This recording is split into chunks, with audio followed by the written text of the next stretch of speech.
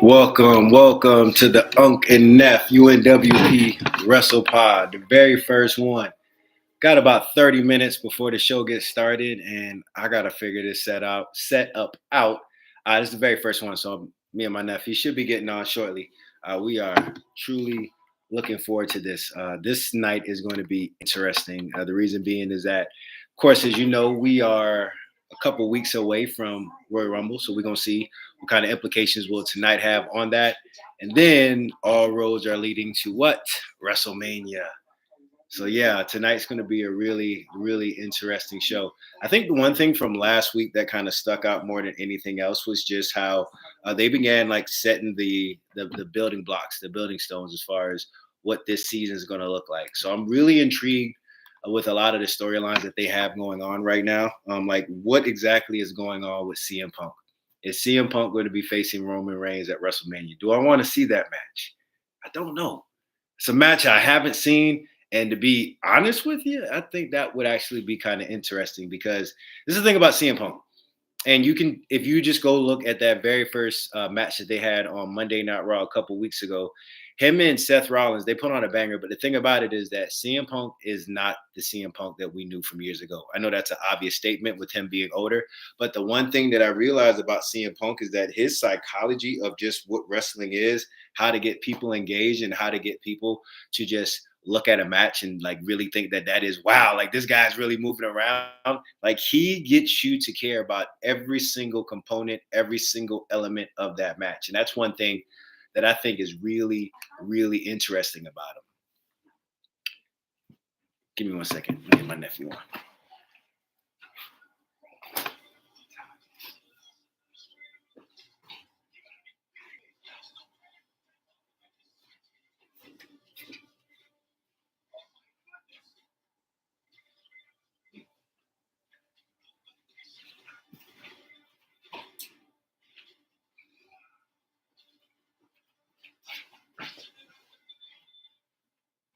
First one is always exciting. First one is going to be a little bit everywhere, but we're going to figure it out.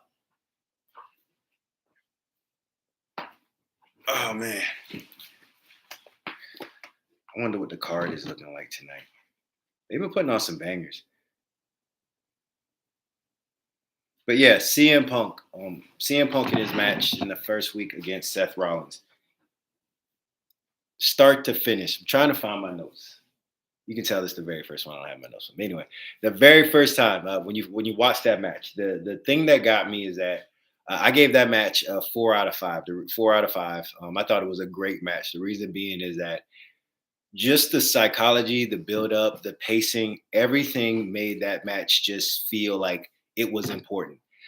From CM Punk just having to dive in and getting those two go to sleeps on Seth Rollins just to like get him home, take him out. Like I thought that was really intriguing because that was the very first time I've seen possibly in a WWE ring when CM Punk won a match that way. I'm kind of interested to see what's going to go on. So that's CM Punk. Seth Rollins is what's Seth Rollins going to do?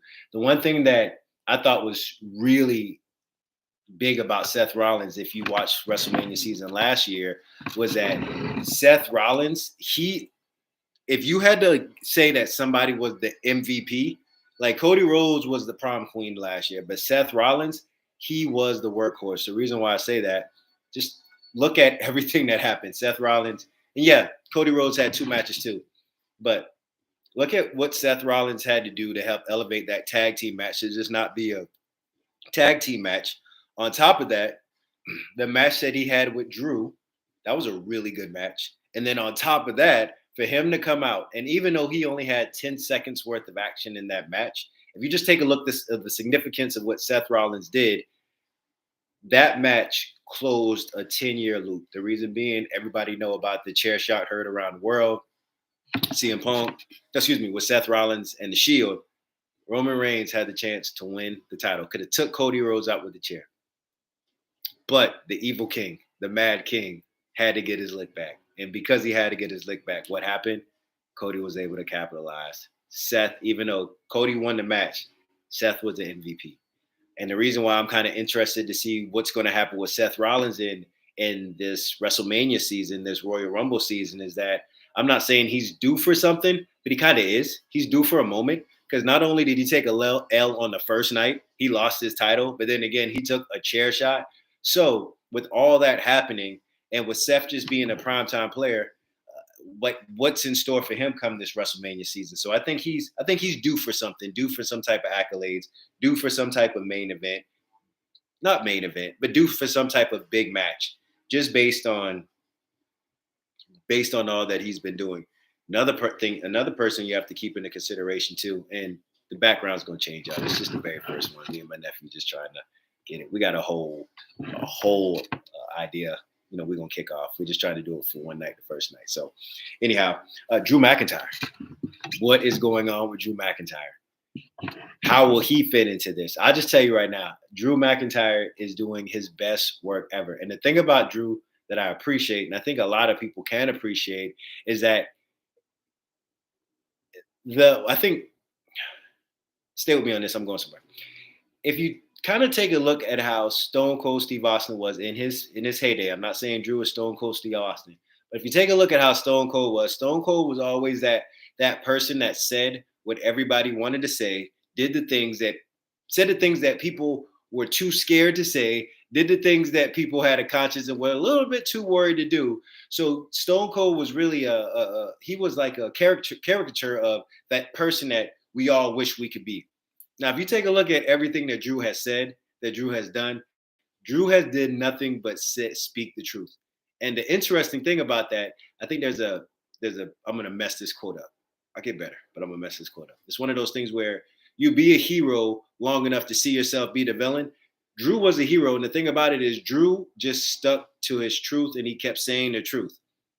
Talked about how the fans did this and that to him. He was truthful. Now, Drew is his own worst enemy because Drew lost the title because of Drew. But if you fast forward everything that Drew has been doing ever since he took that slight hiatus, Drew has just been on another level of being a heel. He's crossed those lines. So it's one of those things where he's saying those things that, yes, I would like to say to people in real life sometimes, or would I? Probably not. Getting his lick back the way that he was like, all right, y'all did this to me. I'm coming back for you. That's what most people want to do. And that's what makes him so intriguing right now is that he's just operating at a level where he's like, you know what? I'm going to do what I want to do. And I'm going to be me. I'm going to stay true to who I am. And the thing is that everything that he does, he can justify it. Kick Jey Uso so hard, I thought one of his tattoos was going to fall off. His reason being was that you were the reason why I lost the title. I tell him when he's telling lies, to quote a CM Punk line. Where does he fit into this WrestleMania story? I would not be opposed to him being in a main event. I think he's earned it. I think he deserves it. He is the heel that we don't deserve right now, but he's the heel that we don't deserve. No, he's the face that we don't deserve, but he's the heel that we do not understand. I think Drew is just doing work, like great work. Where does he fit in? I don't know. I hope it's something special.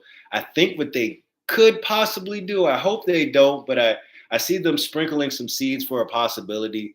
Could be a triple threat at WrestleMania with Drew, CM Punk, and Seth. I hope that doesn't happen just because I think that will muddy up some of the water. But we'll just have to kind of wait and see. Yeah, we're going to figure this out.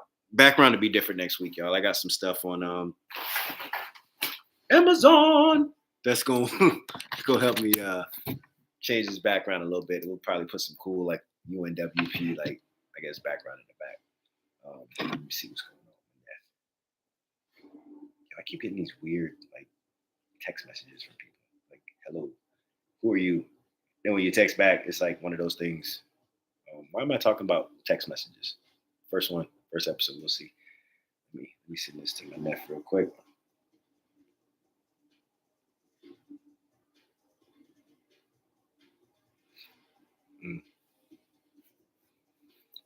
Okay, so we talked about Seth Give me 1 second. There we go.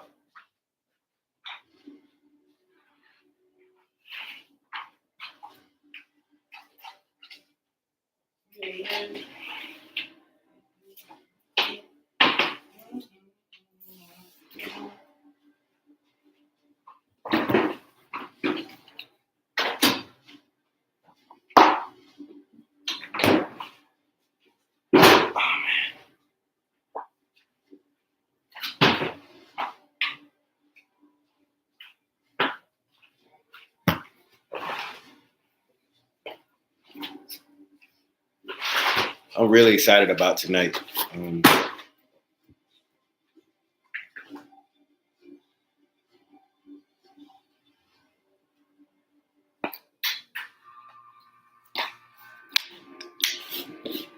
Talking with a light on makes you a little parched, so make me a beverage. All right, so just a quick highlight from WWE.com. I'm gonna go ahead and just run through some of the notes that they say. Well, make me a little energy drink. Just got finished running and working out, so I'm a little bit parched. Seth freaking Rollins to battle Drew McIntyre. I gotta finish my thought on the WrestleMania season. That's just giving you a preview for the night. Jey Uso coming in town. We got to talk about him. Got to talk about him in this WrestleMania season. Is this going to be the year that he actually has that big moment? I may have the hottest take on Jey Uso that I'm probably not going to get a lot of fandom on, but that's okay. That's just me. I'll just go ahead. Well, no, you know what? I will wait till he comes on so I can explain my take. New Day. I'm super intrigued about the New Day. I'm probably one of the few people I enjoy this heel turn. I'm highly interested in seeing, okay, now that you've turned heel and now that which they've been cutting, their promos have been straight fire, like for real. Hilarious. And it's one of those things where Xavier Woods says the things that people say in real life. So it's not one of those, oh, I think you're a coward, and the whole crowd goes like crazy. But the fact that I remember at the first Raw, Xavier Woods talked about, oh yeah, that's why y'all lost the Kendrick, like the whole Kendrick Lamar Drake feud. I was like, yo, that dude is cooking right now.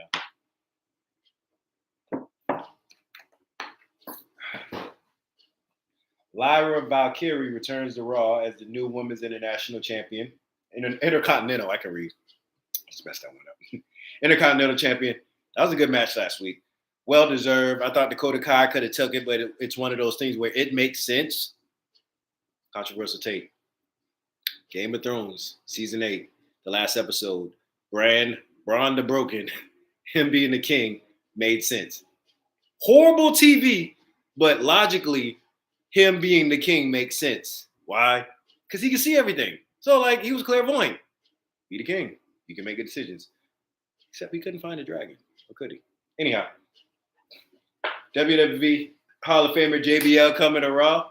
That's interesting with the TNA and the WWE deal. The reason why I say that is that Dolph Ziggler just lost the world title. So with JBL coming in, we see that JBL has been hanging with Dolph Ziggler, helping him out with wins. Does that mean we will possibly get a "I came to move the world" sighting of Dolph Ziggler at the Royal Rumble? I love this song. We had probably one of the more intriguing Money in the Bank cash-ins. He's the first person I've seen cash in a Money in the Bank, and it turned from a heel to a face and made his opponent turn from a face to a heel with Alberto Del Rio when he kept kicking him. Damage Control are out to get payback on Pure Fusion Collective. I really feel like WWE dropped the ball with Pure Fusion Collective. First, I have no idea the PFC, like where does that performance center, that name came from? Was it Workshop? That's just a lot of syllables. Pure Fusion Collective. They could have changed it. I think they had an opportunity, a short opportunity to not give them the Shield S type of treatment, but they could have made them a little bit more impactful. I think Sonya Deville is highly underrated. She is a monster when it comes to like her grappling, her technique, her fighting style. she has a lot of potential, but I think that the machine probably needs just to get behind her just a little bit more, polish her up. Mic game is on top. Wrestling, I think she could pick it up just a little bit as far as maybe tying in some moves, being a better storyteller. But as far as just total package, movement, and everything all together, I think she's underrated. She would have been one who I thought would have been a great Intercontinental Champion. Oh yeah, speaking of live Valkyria, let me get back to this. I know I'm all over the place, but hey, we got 10 minutes. It'll be a lot more smooth when the show gets started. Reason why I say Lyra Valkyria makes sense is that if you look at Chelsea Green and you look at Lyra Valkyria, Chelsea Green is the established vet that can take that title and do exactly streamline what WWE needs her to do. I thought that was a great selection. And like it, believe it or not, even though she does come off as a heel, everybody likes her. So she's a blend of a face heel where she has to do heel things to try to get heat. But at the end of the day, if you know her story and if you actually just like follow her, not just on social media, but just hear some of her WWE content backstage, she's like a funny person. So genuinely, I think people were just happy for her. They thought the whole Karen gimmick was gonna throw her under the bus, but no, she actually took and said, "This is what you're gonna give me." And I think she said this in an interview, and I really respect her for it. She said, "Always make the most of your time."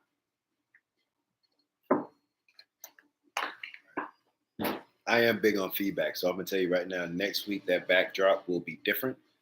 I kind of want to do something a little different, so I'm taking notes as we go through this. Sami Zayn takes to the mic on Monday Night Raw. What is Sami Zayn going to talk about? Him and Drew. Is that the WrestleMania match? I don't know. I don't want that. I don't want that match. I don't want that match. I don't want that match from WrestleMania. I don't want it. So,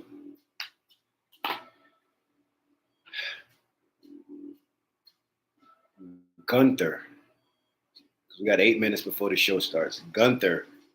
What are we going to do with Gunther WrestleMania season? I don't know what it is about booking the world heavyweight champion. They booked Seth Rollins pretty strong because he had that Monday Night Rollins.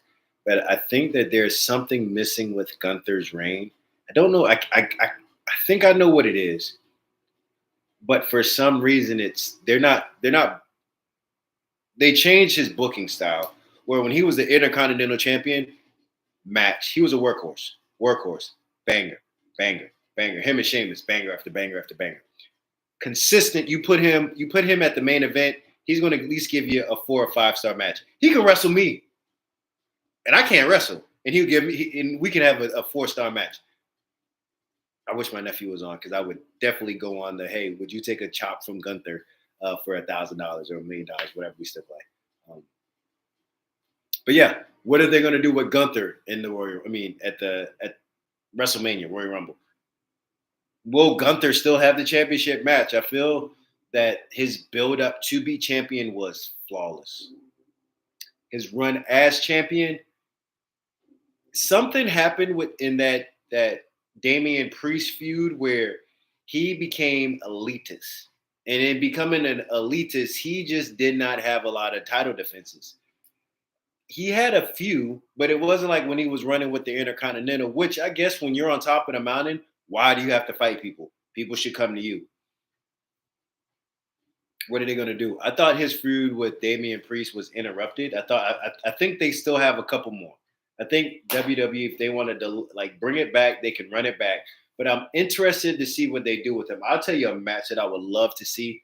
I hope we don't see it at Saturday night's main event or a Saudi Arabia show in between because he did make a comeback. It's him and Goldberg. I did hear that was in the works a while ago, but I just hope we never see that match. I'm a big fan of the nostalgia of Goldberg, but I'm not criticizing him. I know he wanted a retirement match, but Goldberg is one of those vets that when he comes back, he's going to crush somebody. And unfortunately, the people that he's been crushing, it's been messing him up. Came back. I actually thought his match with Dolph Ziggler, was that SummerSlam? I thought that was actually not a bad match because I felt like they told Dolph Ziggler, hey, you're going to take this L, you're going to get squashed. But I think Dolph Ziggler, when he was like, is that what you had? And Goldberg repeatedly kept spearing him, jackhammering him, spearing him. It made Goldberg look like a beast, but it also made Goldberg. It fed to the thing that Goldberg is just one of those people. Hey, buddy, I got a dog, so y'all go see my. Hey, buddy, come on, get on camera. Come here, Tide. Come here, buddy. Let me get him a treat. I'll be back, y'all.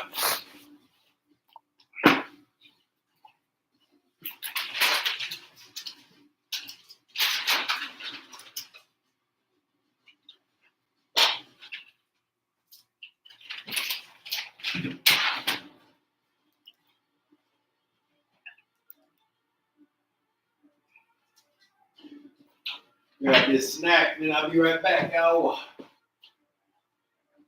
We got less than 4 minutes, 48 seconds.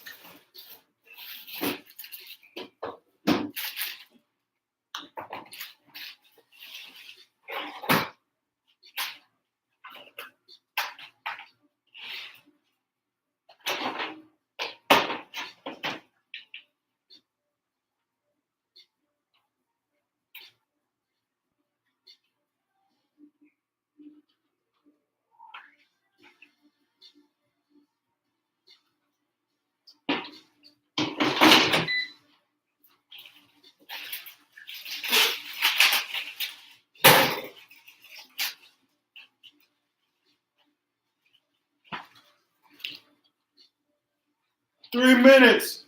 I'm making a little dinner, y'all. Give me a second.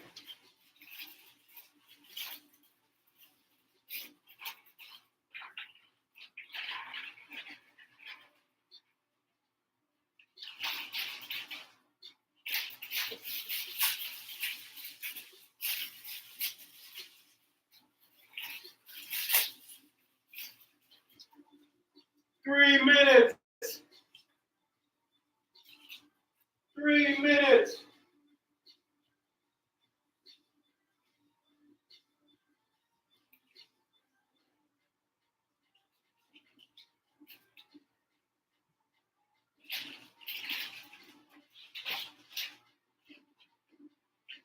Hey, buddy.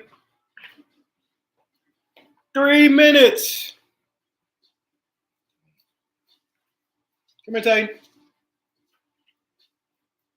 Hey, come here. You want to come on up? Come here, buddy. See if I can get my dog on. Dog on.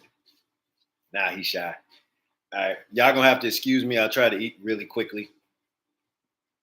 I'm telling you, next week's gonna be different. I'm gonna go ahead and get that backdrop. We're gonna have some fun with this. I'm gonna have some fun with this. 2 minutes, 38 seconds.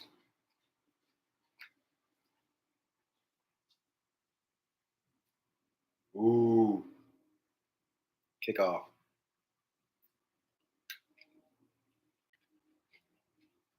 Cool thing about this Netflix, when you ever get a chance to go to like a WWE live event, right before it kicks off, they always have this cool little montage, and it kind of just shows behind the scenes of like WWE wrestlers and things they do and how they prepare or what's going on during the weekend. That's right, it's pretty cool, man. I'm actually kind of glad that they moved to Netflix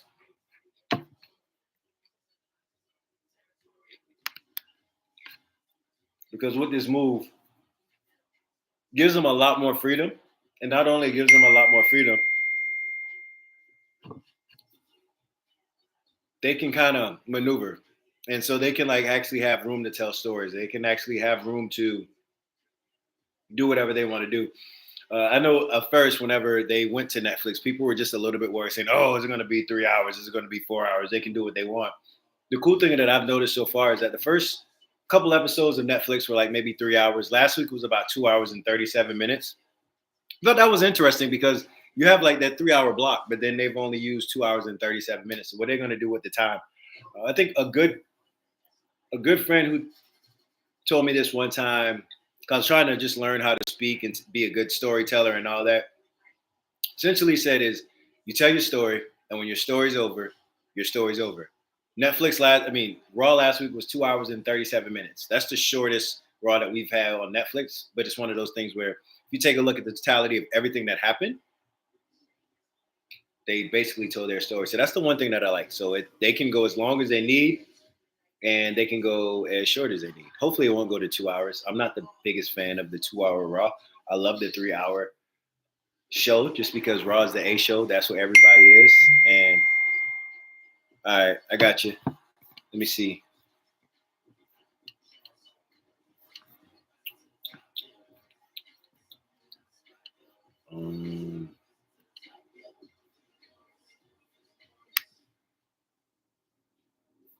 No, let me get out of that. I got my nephew on, but I got him in the chat. I got to figure out how to bring him up. All right, well, I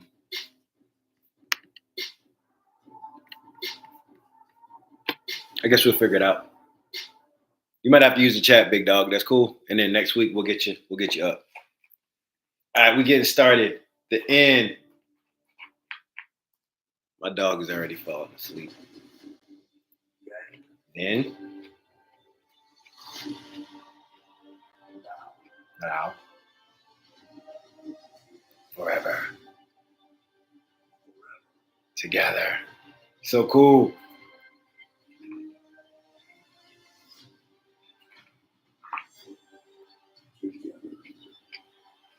All right, let's go. Dum dum.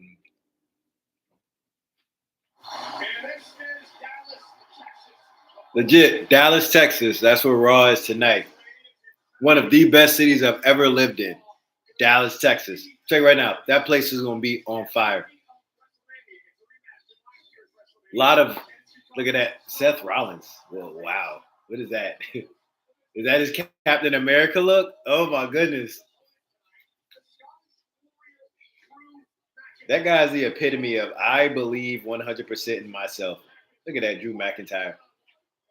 That guy, he's just, everything he does is gold. CM Punk, clobbering time. Let's go. So they're showing everybody making their appearance. That's a cool thing I like right now with this new direction of Triple H. He's showing people coming in. Penta. Penta and Pete Gunn. That's going to be good. That's going to be good. I'm so glad that Penta actually is being showcased on this big stage. Rhea Ripley. I don't know how. Ooh. Nia Jax just attacked Rhea Ripley, throwing her. Okay, that's the funny thing about Raw. Like people like coming in with their suitcase and it's somebody just comes out of the blue and tackles them. How do you not see that? But anyhow, Nia just put some hands on Rhea, so that's going to be interesting. I don't mind seeing this match again. I remember when Nia and Rhea had that battle. I think it was an overseas show, and Rhea, it was in Australia, I believe, because that's where Rhea Ripley's from. They main evented it, and that match actually wasn't that bad. So those two working together was pretty cool. All right. Let's go. Let's go.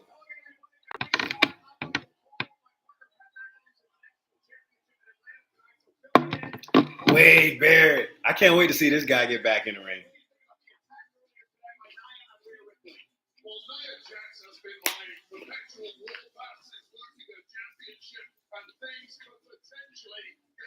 People sleep. Wade Barrett actually was not a bad wrestler. Him with the Nexus. I'm almost finished eating, y'all. Thank you for being patient. Let's go. Ooh, so.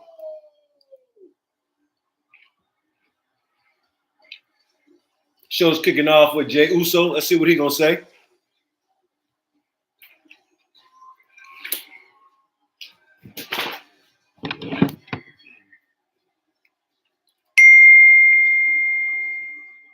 I like what they did with it. Michael Cole is a national treasure.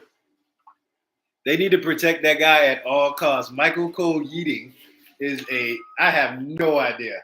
That's the funniest thing ever to me. No rhythm, but he just, and they and it's gold because now the cameraman knows, okay, put the mic up, put the camera on Michael Cole.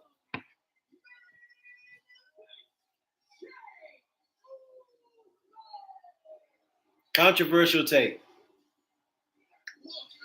Jey Uso is the most over wrestler in WWE, but Jey Uso is not the most talented wrestler. I don't think like his character, mic work, everything he does, or presentation.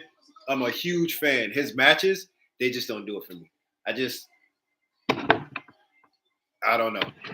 I don't know. His matches just don't do it for me. I don't know if it's not even about being a technician. I just don't think his matches are entertaining. But he is, and that's the thing about it. I can sit through a Jey Uso match even though I don't think he's a really good wrestler. But I can sit through a match because I think he's entertaining. I like the guy. All right, what's Michael Cole going to do? Michael Cole is losing it. This is all right. I would love to know your opinions. Who has the best interest right now in WWE? I give it to Roman Reigns. He's like a conquering gladiator. So I give you that. Put it in the chat. Who you think has the best entrance in WWE? I gotta give it to Jey. I give it to Jey.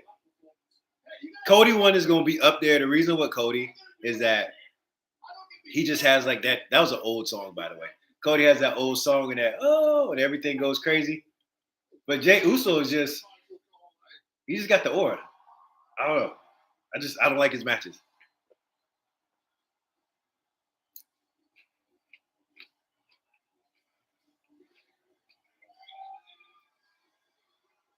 What you talking about now?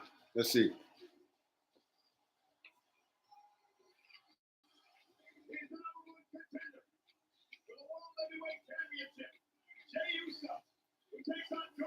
Let's go.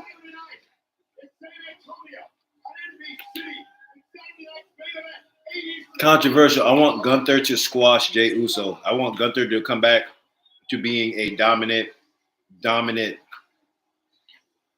Drago, Rocky Four type champion that just, if he dies, he dies. That's the type of champion I want Gunther to be. Not really die, because that would be a crime. Which wrestling is a crime, you beat people up. But anyhow, I want Gunther to come back and be a monster.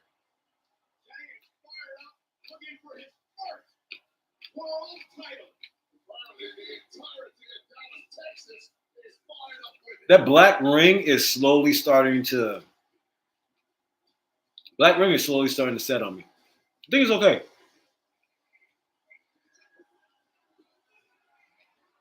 Almost done eating, y'all. Thanks for being patient.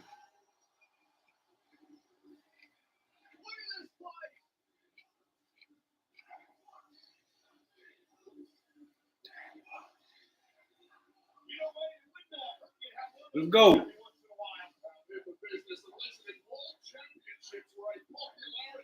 Every single person in that arena right now captivated.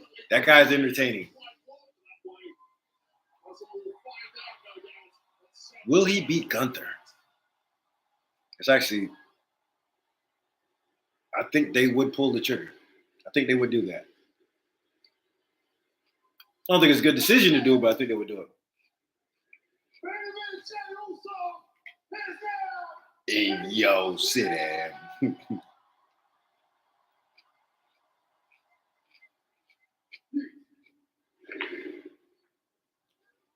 This weekend, Saturday night main event. I still think it's funny how he took Yeet, which wasn't his, but was a funny thing that kids say, made it his, and now he's so over. The ring general.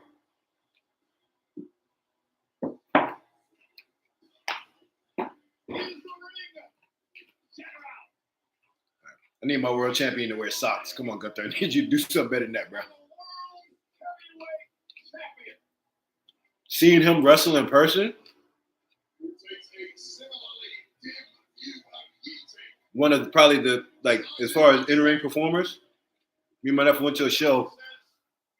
This is back when Gunther was a heel, Johnny Gargano was a face. We didn't know Gunther was wrestling. So Gunther music like comes on the stage, or comes out, everybody booing. Me and my nephew, the only people cheering like Gunther's the best face in the world. His chops are so loud, they sound like they bounce off the walls in arenas. Like that's just how Gunther's for real, man. That's probably why Gunther's probably one of my favorite wrestlers. That's why I'm not the biggest fan of this push because I feel like he can and deserves a whole lot more than what Trips is giving him. But we'll wait and see. Okay, Gunther, what are we talking about? I said I'm gonna beat you, take your title, and hang up in my room. Okay. Back and forth. Gunther, Jey Uso saying, Gunther prefacing if you don't have anything nice to say, don't say it. Jey said he's gonna beat him.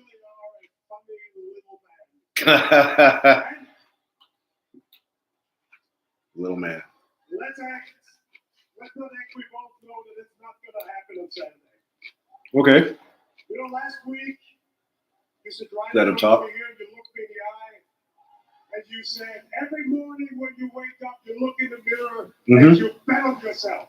And you know what the thing is? I really believe you. I was actually looking forward to Sunday night's main event to get in the ring and square off with main event. Okay. Jey Uso. So Gunther's setting the story up about how Jey Uso bets on himself and how that's making Gunther want to challenge him because now he seems like a reputable opponent.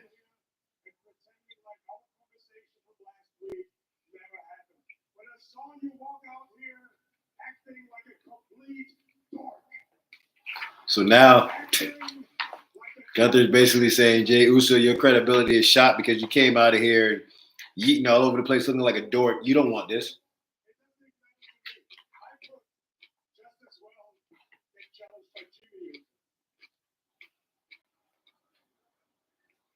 That didn't hit that hard.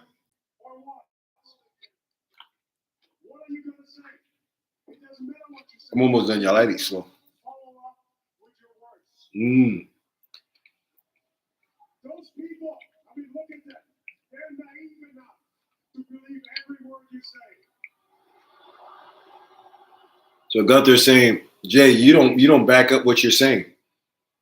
But I don't. Gunther backs up his words. There's some truth to that because I remember Jey kept saying, I'm gonna win the title, I'm gonna win the title, I'm gonna win the title. He didn't win the title. He won it, then what did he do? He lost it.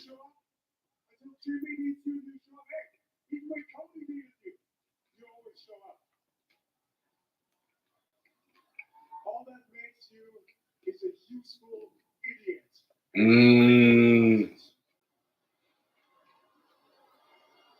Basically saying you show up for everybody but yourself. Your words and your actions do not align. Mine do.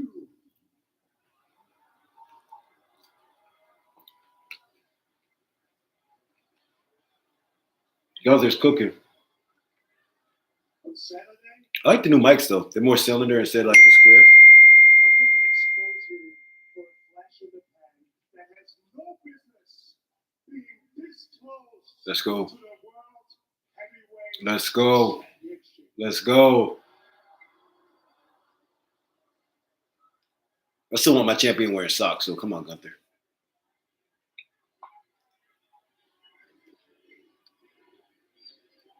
Okay. You gonna punch him or kick him? Which one? Okay.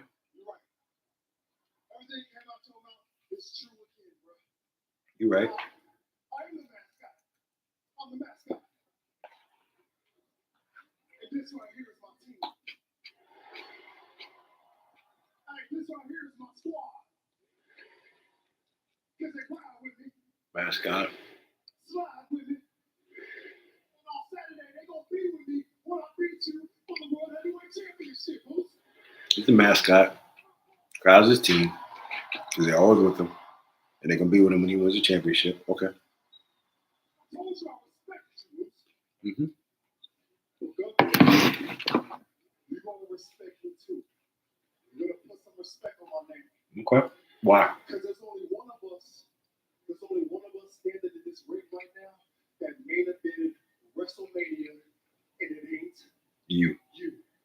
good point. Respect him because he main evented the biggest match ever. I mean, the biggest show of all shows. But you still lost, though. There we go. Yeah.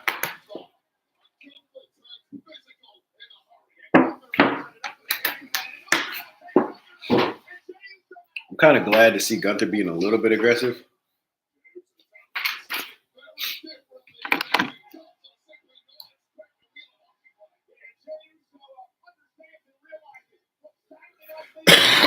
Excuse me. There we go. Super kick Gunther out the ring. That's gonna get them going. Get your B roll. Holding up the title. And then, is he gonna hold it up? No, put it down. Come across this line. Okay, what Gunther gonna do? He's gonna be smart. He's gonna pick the title up and leave. That was a decent little interaction to kind of get the. That was decent. That was decent.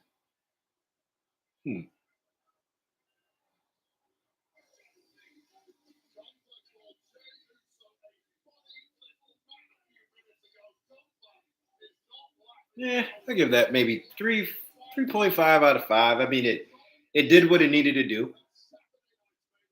It set the Monday Night Raw precedent of, hey, somebody's going to come out, somebody's going to interrupt them. There's going to be a fight. It's either going to lead to the main event or it's going to lead to a match. But I thought that did what it needed to do in order to kind of set the precedence or just set the match for Saturday Night Main Event. Look at that, New Day. It's Kofi wrestling in black jeans now. Oh, what's he going to say?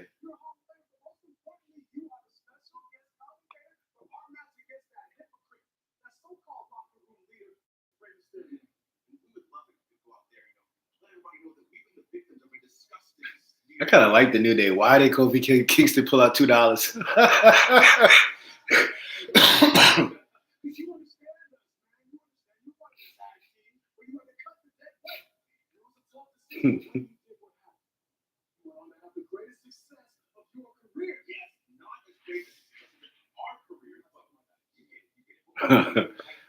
We're gonna see.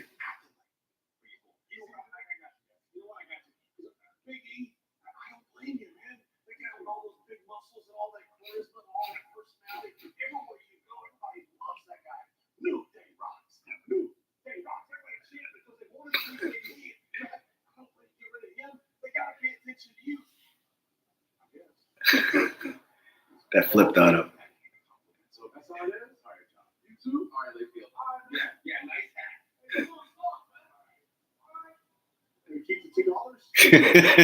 Keep the $2. That was hilarious. That was a funny little skit.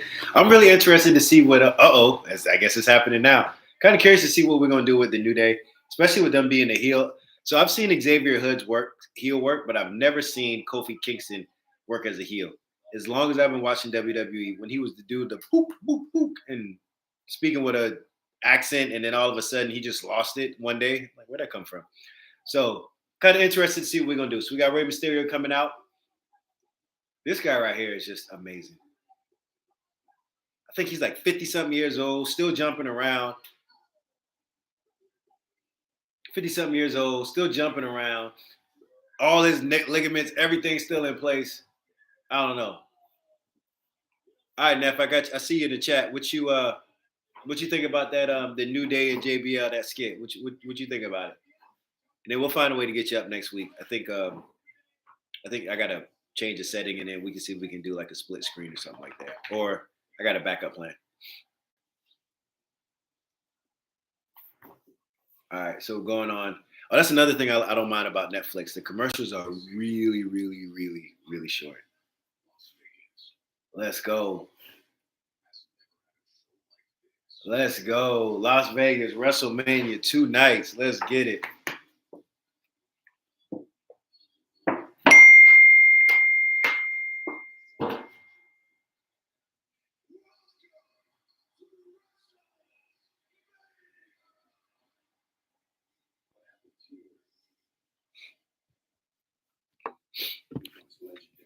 Check your text, Neff. If I can get you up here, I'll get you up here.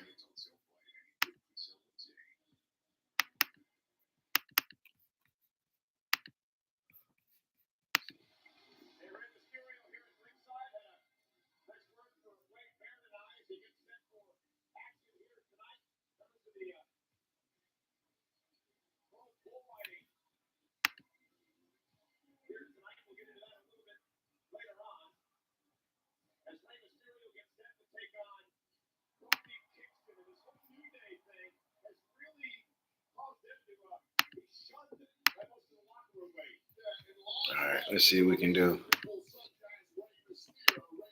I'm gonna work on this right now. We just got Rey Mysterio doing stuff for the channel.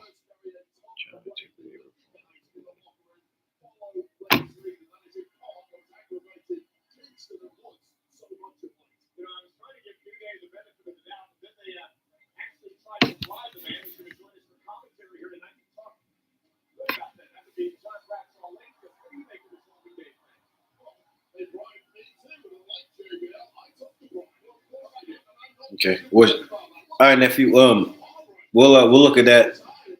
Wait, can you wait?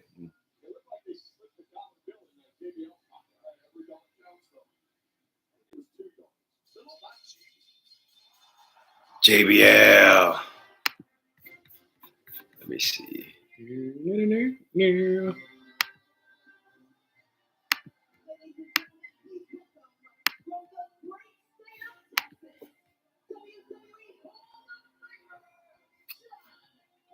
Bradshaw, Layfield.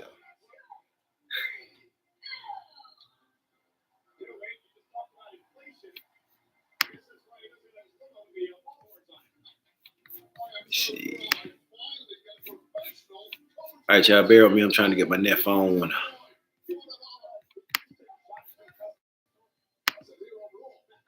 All right, I guess we have to work on it.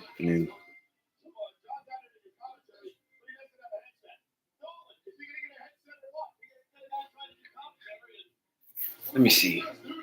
So this is the version of JBL we're gonna see. I thought we were gonna see a totally different version of JBL, the one that's been coming to the indie shows, clotheslining people.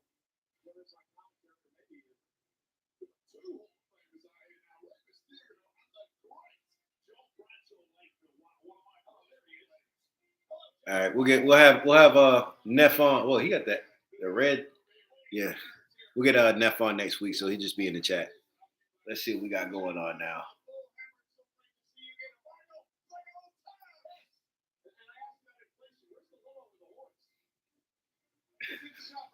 I don't know. JBL was actually not a bad champion. Bailey. Well, you know what? I have to take that. I have to take that comment back because the word on the street is that JBL became champion because John Cena did not want to move to Tuesday nights. That's when Tuesday nights used to have SmackDown, so they gave JBL the champion. But he actually didn't have a bad run. His feud with Rey Mysterio wasn't that bad, and I think John Cena did beat him to be the champion. Bailey back on Raw. Let's go. Is Roxanne gonna show up?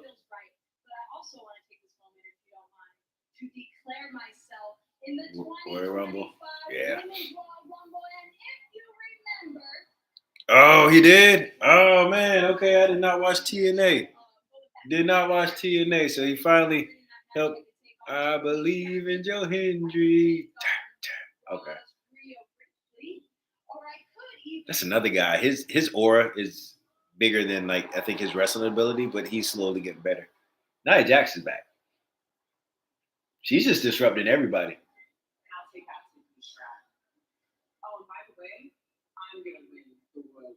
So Nia and Bailey in the Royal Rumble. Okay. And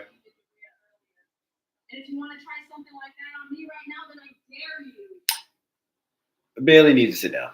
I'll see you out there, Bailey. That'd be cute. I don't know. I'm still trying to catch this new Bailey.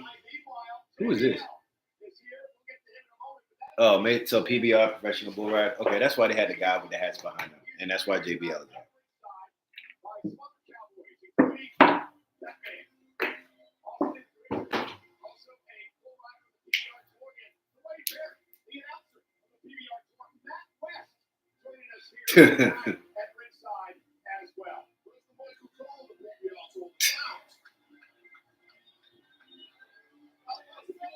PBR. Paps. I thought that was beer, but I don't drink beer. I have friends who actually go to PBR. They say that's actually kind of fun to watch in person, but I don't know. All right. So the whole WWE Raw and their commercials, sometimes their commercials, like it's not even commercials, they're a blackout, shoot something back screen. I think they're trying to work on smoothing that out. I think that's one of the bigger challenges. If somebody wanted to complain about something that you have going from Netflix as opposed to USA, because in USA you have your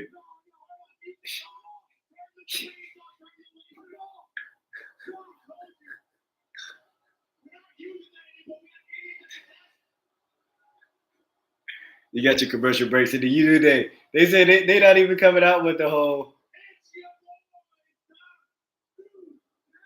Okay. They don't want the happy-go-lucky music. So what's their new theme song gonna be?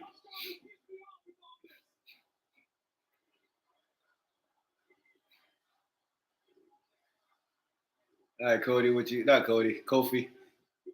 So now he's wrestling in black jeans. Come on, man.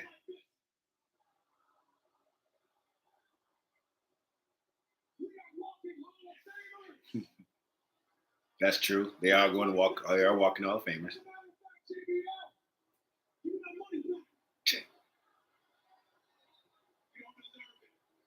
Take $2 back.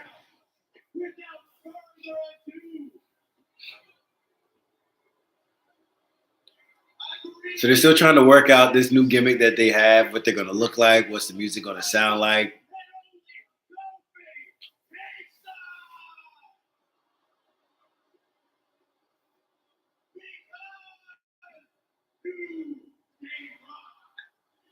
So Kofi Kingston is getting Dominic Mysterio heat. I thought I would never say that in a whole sentence, but Kofi Kingston is getting Dom Mysterio heat. That's so interesting. All right, so Kofi's now wrestling in black jeans. What we got? Bam. Is this the first match? I think it is.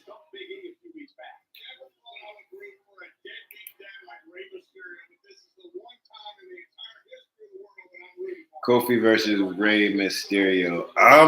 If I had to predict this match, you can put it in the chat who you got going. I'm going with Kofi for the win with an assist from Xavier. Kofi can't lose.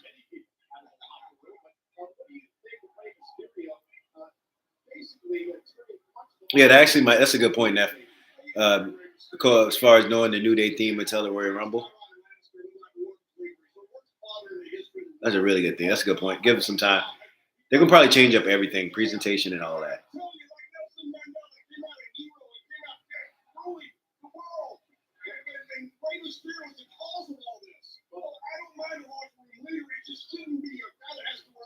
There we go. So kind of a slow build to the beginning of the match. There you go. Rey Mysterio with the headlock. Kofi throwing him off the ropes. What we gonna do? Knock Rey. Ooh. Kofi with the shoulder break, knock him down. Shoulder block, knocked him down. I'm so not used to this. I'm gonna wrestle you in black jeans, Kofi Kingston. There we go. Uh-oh. Drop kick to the knee. Early setup for the 619, so we know that never works in the beginning of the match. Stop doing the 619 in the beginning of the match. It never works. Speaking of things that never work, the blue thunder bomb. I was so happy to see. Finally, after years, the blue thunder bomb got a 1-2-3 last week. So let's give it up for the blue thunder bomb. All right, back to live action. So Kofi just rolled Rey into the ring. Kofi always wrestles in a fresh pair of kicks. Need to tie them shoes, though. Big forearm.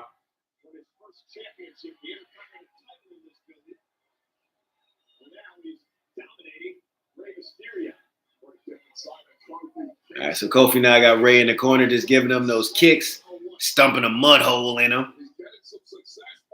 Yeah. All right, let's see. Reversal to the corner from Kofi. Reversal. Kofi coming out the corner with that little flip kick that he does. Ooh, Ray did another insecurity. Ooh, with a rope.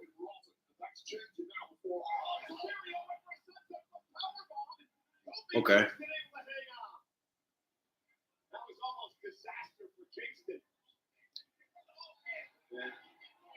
Oh, no.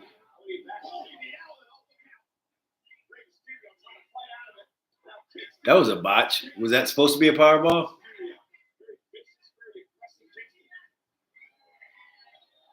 Now, okay.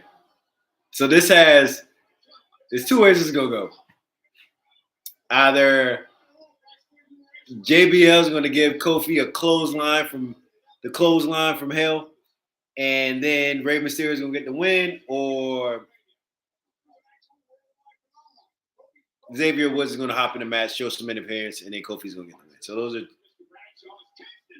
there we go. I think that was supposed to be the spot. There was a botch at the beginning, but now Rey Mysterio hit him with the sunset flip, not sunset flip. What's that flip called? Whatever the flip is, flipped him over, and then he got him to. Boom. See those little quick blackouts, 30 seconds here, 3 seconds here and there. Those are the only kind of weird things about Netflix that you don't see in USA. Which actually, as far as the wrestling fan, whenever you get a commercial break, that gives us a little bit of time to kind of calm down and deflate. But now, for wrestlers, they actually have to wrestle the entire match now, so they just can't hold somebody in a headlock while we're on commercial break. So that kind of changes up the psychology of the match just slightly. All right. There we go.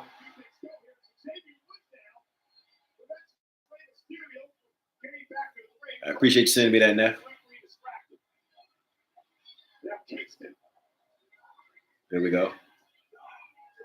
Kofi Kingston just dragged Rey Mysterio back out.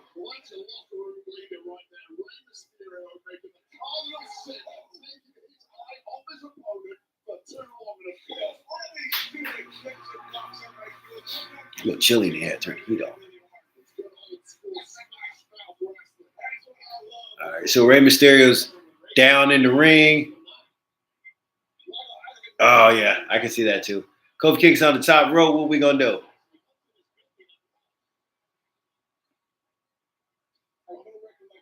Oh, nice.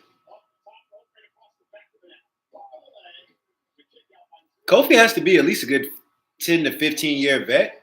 He moves really good.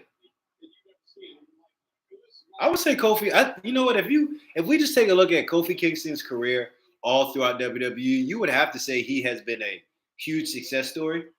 Reason being is that he went through the Vince McMahon era, was able to win a championship in the Vince McMahon area, was relevant with a good tag team in the Vince McMahon area. Now, when the New Day first started, I would tell you right now, they were horrible to watch. Horrible to watch. You could not tell what they were doing because at first New Day started off slightly as supposed to be a heel tandem with the work Xavier Woods is doing now, he was doing back then. But then again, slowly, surely, they just began doing things, trying to be more funny. But I will tell you the one move, challenge me on this, put it in chat. But I'll tell you the one move that made New Day, two moves that made New Day heel. When Big E came out and did that thing with his hips, was rolling around. Yep, Big E and the hips helped them, and the hips tipped them over. But check out when Big E did a split. When Big E moved the hips and did a split, at first I was like, hold on, bro. Why are you doing that on national TV? But then after that, they just took off. The hips and the split. Oh, good back and forth ring action for Maybe Stereo. This is the thing. I've never ran the ropes, but just hearing people talk about it, it's the most fundamental thing wrestlers have to do, but everybody learns how to do it, but everybody says it's difficult. Ray is just so smooth when he runs the ropes. But yeah, Biggie moving them hips, man. That was funny. Like, oh, this is a new angle. I love that camera angle. They're showing a like a bird's eye view. It's a beautiful angle. Look at that. That's the one thing I like about the Trips era. He is not scared to try new angles and try new shots. And this shot right here is actually pretty good. All right, so now you got Rey Mysterio and Kofi Kingston there on the ropes. Kofi was going to give him a suplex in the ring, but just like with anything else, Rey Mysterio is fighting back. So now Rey Mysterio is on the top rope. What we got? What we got? Boom! Oh, it sat on him. I love how Ray just jumps off the second rope. Ooh, Ray jumped off the second to try to do a crossbody and missed. Okay, Kofi sunset flip. Rey Mysterio kicked out with a double drop kick. Hot take. LWO is so boring. They need to go and dismantle that group. And I think that's just a way to kind of keep dragging I'm not saying they're dropping the ball with Dragon Lee. I just don't know what they need to do with him. Give that guy a run at the mid card. He is amazing. But LWO, they're boring. Like I just think that's just a way to kind of keep Selena Del Vega and that tag team. I forgot the tag team, Joaquin and whatever the guy's name is. That's just how relevant they are. They're just trying to find a way to keep them together. But ooh, I've never seen that before. Kofi came off with a crossbody, but instead of catching him, Rey Mysterio, he just did a crossbody on his back. That was kind of innovative. But back to the LWO, like I think they're just kind of placing them together so they can kind of, when they venture out and do things, it's like, oh, LWO, let's sell merchandise. But as a group and as a tag team, like they have not done anything in a while.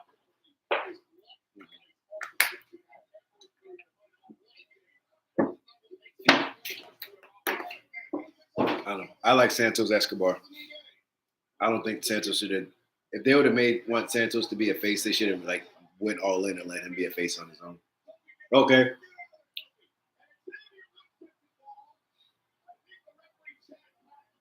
So Xavier Woods was about that. Not Xavier Woods. Rey Mysterio was setting up the 619. Xavier Woods grabbed Rey Mysterio's foot and tripped him. That should have been a disqualification. I'm not saying anything. It should have been. So now Rey Mysterio just hit Xavier Woods. Kofi Kingston hit Rey Mysterio from the back. How are we going to end the match? Uh-oh. Now he's set him up for the 619 with a reversal. Hit the 619. Okay, Kofi, you cannot lose. Rey Mysterio with the Rey Mysterio was coming off the top rope with the swan dive.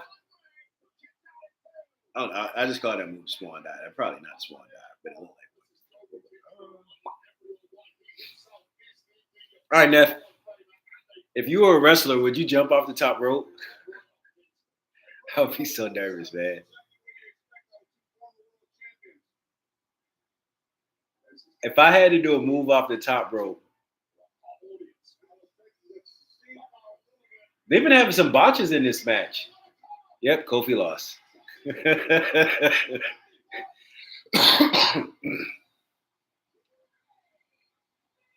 Okay. So I would do one crossbody off the top rope. So New Day, so which makes sense. So now it's going to be, they're creative with their 50-50 booking. So now Ray took the dub. Okay. Next match is going to be New Day versus these two guys in LWO. I need to get their name. That move they do off the top rope where I think they throw the other guy who's like flies and it's like 30 feet in the air. It's like, oh, boom. That's actually a really cool move. But now New Day is going to win this tag team match they're going to have with them. 50-50 booking. And then we'll just go from there.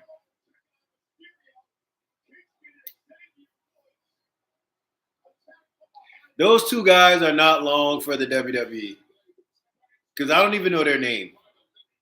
I just know Joaquin Phoenix. I think that's his name. But those two guys cannot be long for WWE. And it's either I'm a really bad fan, because even the one guy looks different. But anyhow, what is LWO doing? I don't know. But yeah, back to the question, $1 million question. Move off the top rope. I would go old school. No, I would hurt my hip. People sleep. The Macho Man Randy Savage, his elbow, that's all hips. I wouldn't do it. I'll probably do and I'm definitely not doing a flip. Definitely not doing a flip. I'll probably I'll do a crossbody. Listening to Maven's podcast, he said drop kicks are actually difficult because you land, and if you land the wrong way, you can break your wrist. So, you know what? I would just cheat and roll people over and pull the tights. Oh, now they're talking about Penta and Chad Gable's match. That match was fire. Ooh, backwards Canadian Destroyer. Penta driver. That's nice. All right, so if I were to give that Kofi versus Mysterio, I'm giving that a 2 out of 5. It was a decent match. I don't think it was good. It wasn't what I was. You know what? I might be too harsh on that. I'm giving it a 2.5 out of 5. I think that they were just kind of setting it up for the obvious tag team match between New Day and LWO, but Chad Gable. I don't know what's going on with his hair, but it is amazing.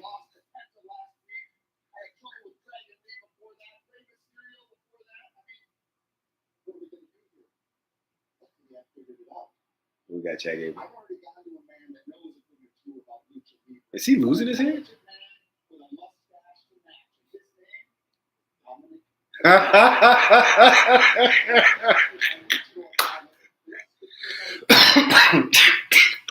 Chad Gable and Dominic Mysterio. That is the combo on TV that I did not know I need to see.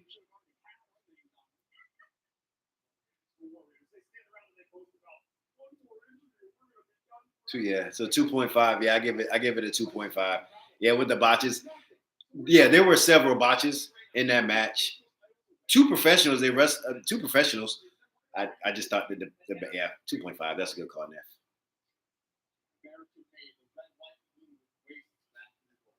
Come on, man.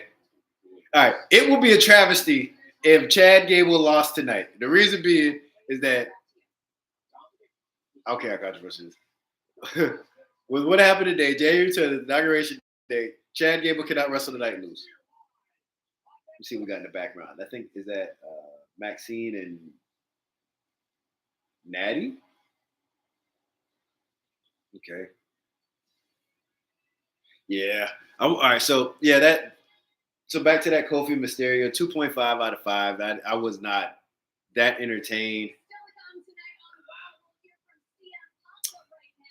Controversial take. Karrion Kross. Karrion Kross' character has been really intriguing to me. Let me hear what he's going to say.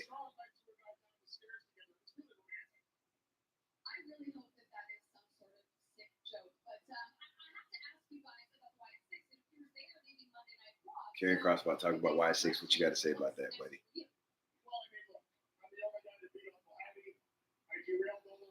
He beat Uncle Howdy. That's true. Derailed him momentum. That's true. I couldn't help but notice that the Miz also is in attendance here tonight on Monday Night Raw. Care to comment on that? No, I don't. He's on assignment. Next question. Okay, that was a very short response. Okay, well, how about this? After this interview, I'm going to give you my take on Karrion Kross. The second comeback, not the one that Vince McMahon did with the crazy guy that looks like he's just, I don't know.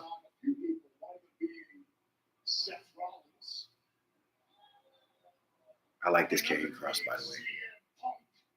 I really like this Karrion Kross. I really like this Karrion Kross.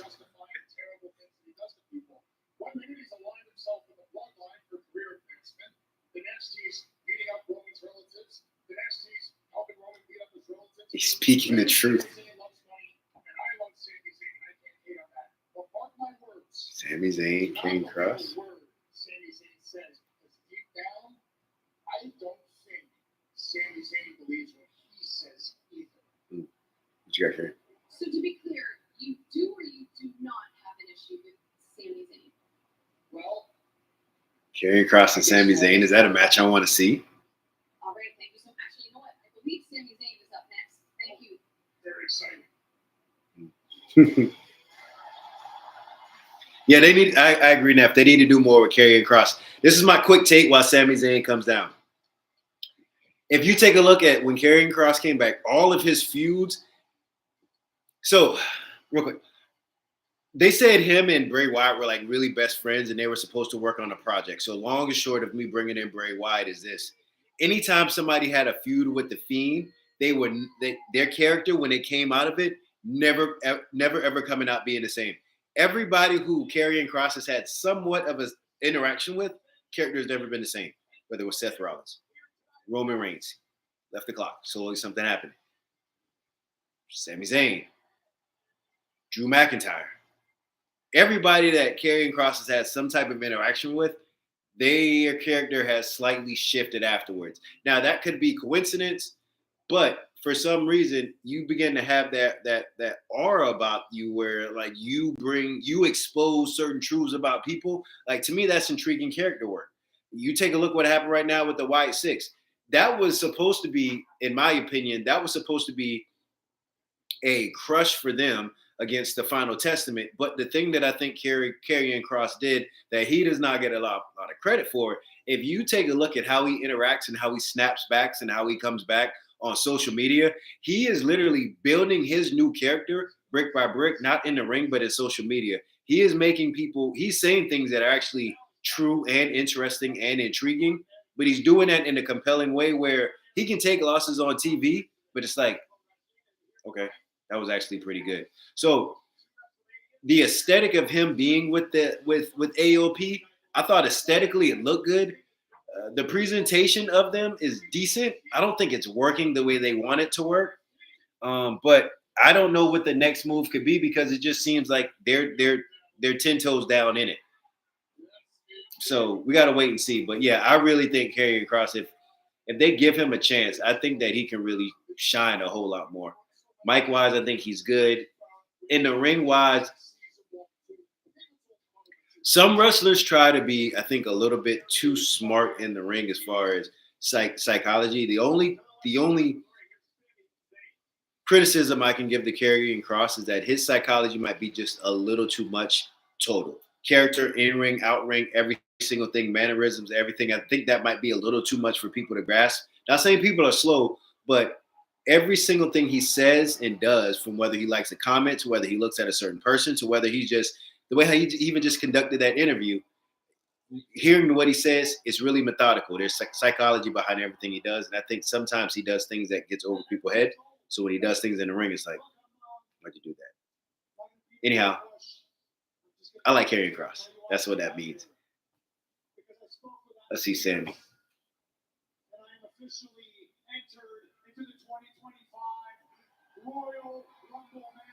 Sami Zayn has the best beard for a Canadian.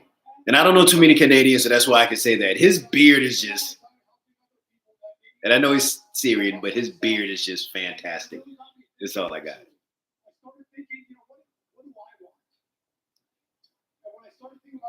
Oh, question for the chat. Is Sami Zayn character annoying just a little bit? I'm just curious. Now, I'm not saying if I think he is or not, but I'm just curious. Do you think Sami Zayn's character can be just a little annoying? This I always have to be the underdog. I always have to this and that.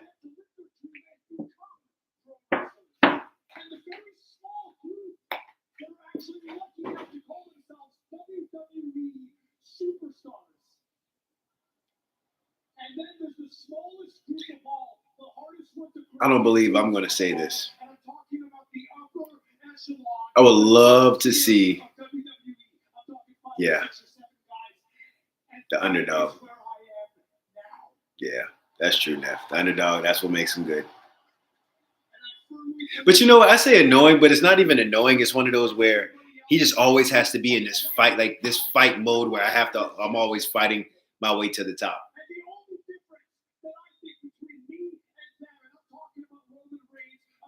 Is he the modern day Dusty Rhodes?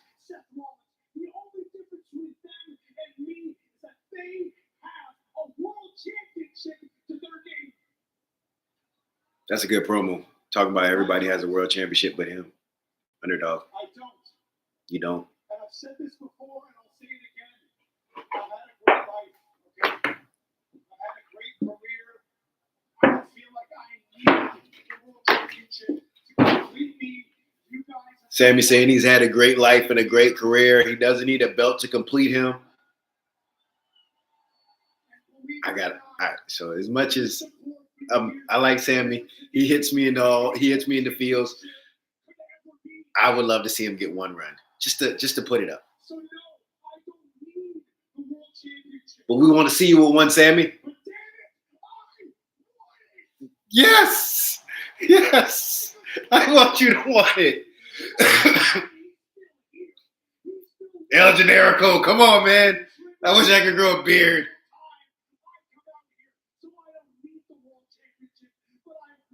Yes. All right. Controversial take. I don't want him winning the Royal Rumble, but I will. Oh, Kevin Owens! Oh! This is a WrestleMania match I want to see.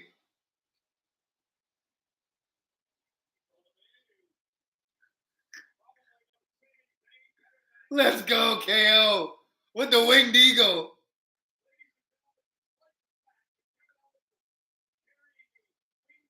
Let's go. Kevin Owens had the best shirt on. I will probably butcher it. Kevin Owens said the Canadian Dream, son of a system security specialist. Yes. That was a mock for Cody Rhodes. But yes, I'm for Kevin Owens right now and Sami Zayn. Give me that match anytime. Give me that match anytime.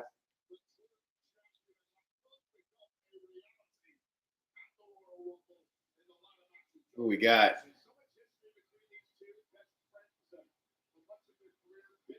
Uh-oh. I'm in. Let's go.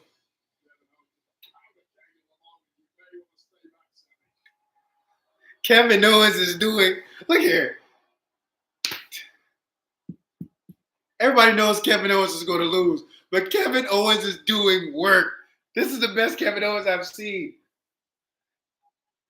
What? He has the Wing Dino title right now. Like, why do you have that?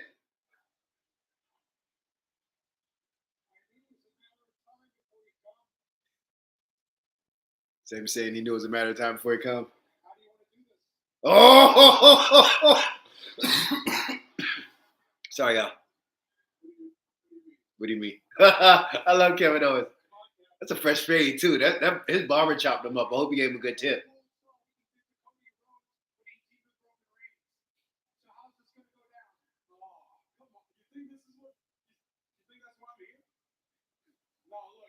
I'm for it.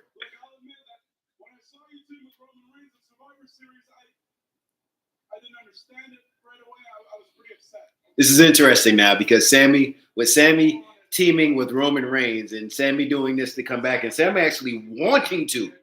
Roman didn't say yes at first. Sammy wanted to. How would that make his friend Kevin Owens feel? This is intriguing. This is good.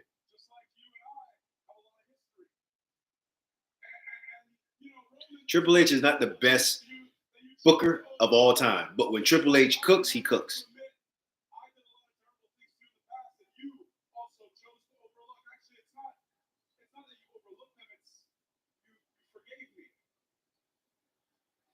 Kevin Owens kind of setting up the story of their kind of background, how they always turn on each other. So now Kevin Owens saying, hey, Sammy, you've forgiven me for certain things.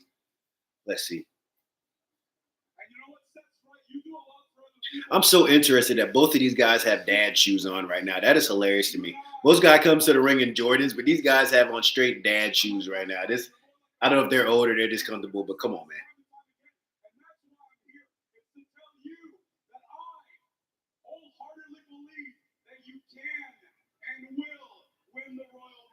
Okay, KO is telling Sammy he can and will win the Royal Rumble. I hear there's a but.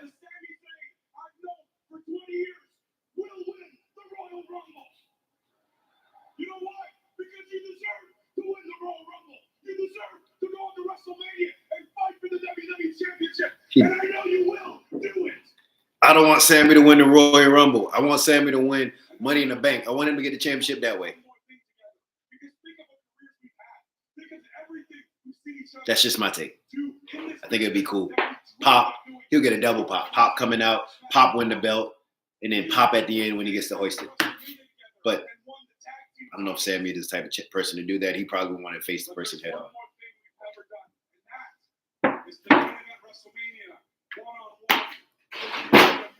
Oh, for a KO!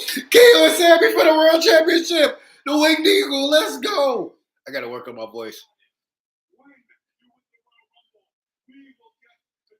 Neph, what you think about that? Kevin Owens, Sami Zayn, Winged Eagle. Everybody knows Cody's going to win. But oh my goodness, them two for a championship match, I'm for it.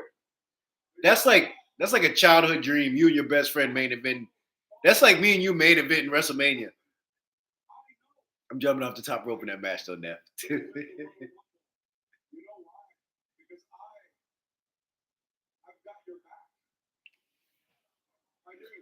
KO got his back.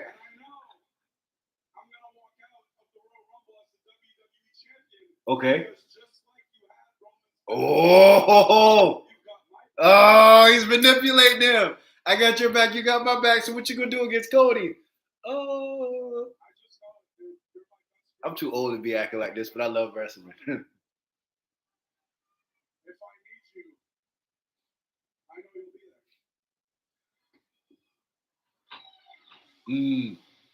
Now, that's intriguing.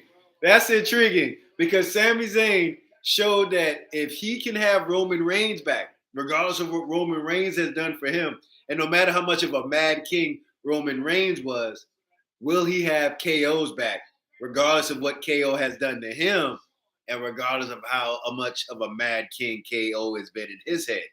Will he have his back? That's interesting for a friendship because him and Roman Reigns, he was really friends with the Usos and got in with the tribal chief. Him and Kevin had blood, sweat, and tears together. So it's against Cody. So it's one of those things where this is my best friend, moral compass.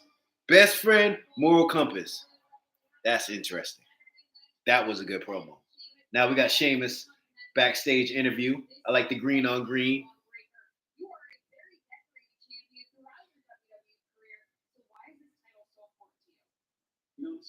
Sheamus going for the Intercontinental title. I know everybody talked about Cody Rhodes finishing his story. I'm telling you right now, I am locked in on that. I think that's going to be a special moment if they were to make it happen. It would definitely solidify. Sheamus is already top 10, and this might be, all of a sudden I want to kill match too. This is going to be a hot take. Sheamus is already, if you just look at the pantheon of just great WWE wrestlers, wrestling history is a little too extensive. So to say top 10, that might be difficult. But depending if you're talking about from the era that you watch wrestling, there's a lot of people who are watching wrestling in this era. And if you just go based on what you see in this era, Sheamus can, without a doubt, be a top 10 wrestler. Can, without a doubt, be. Because if you look at his work, championships. All he needs is an Intercontinental Championship. That'd be awesome. I'm for it.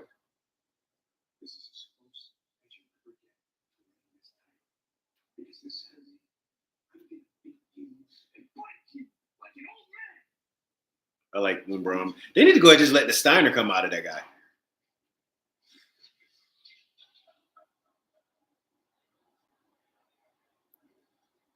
Braun Breaker up. That was a good pickup. That was a good pickup to the main roster. He's another one. This is the thing that I think is so intriguing about WWE and their character work is that they are now allowing a lot of heels to be tweeners where, all right, you can just kind of cross that line. You know, he has runs around 30 miles per hour, spear people. So Braun Breaker could do things that make him just all in the, stun the crowd. But then again, he's going to do some things and say some things to be a heel. Yeah, Sheamus get the Grand Slam. I can see Sheamus. Okay, good point. Good point. Bad take. I can see Sheamus, Ludwig. I like this guy. He has potential. I can see Sheamus winning, and then I can see Ludwig taking the belt off of him. Not at the main title, but that's just a way for Sheamus to get it, transition over to Ludwig, and guess who can get it back? Braun Breaker, 3-time Intercontinental Champion.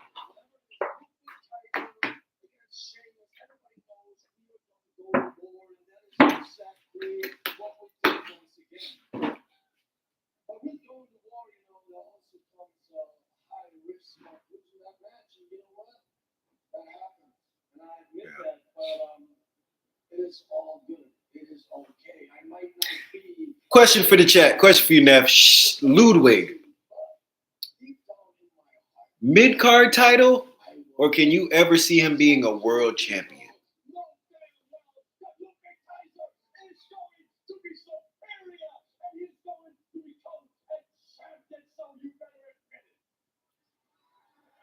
I think that guy has the tools. I think he has the tools. I'm not willing to put stock in him, but I really think Ludwig has the tools. He's getting kind of old, or I don't know if he's old. He looks old. That dude does look old, doesn't he? But I mean, like face wise, but like that dude is chiseled. But I really think he has potential for a single run. I really do. I think his move sets are good. I think his heel work is good. I think that I don't know what his finishing move is. I think if he had, yeah, like a mid card guy, yeah, yeah, I agree. I think he's a mid card guy. That's why I like him being in the intercontinental scene. I think is good. I'll tell you right now. I don't think it'll happen to him. I think he'll be a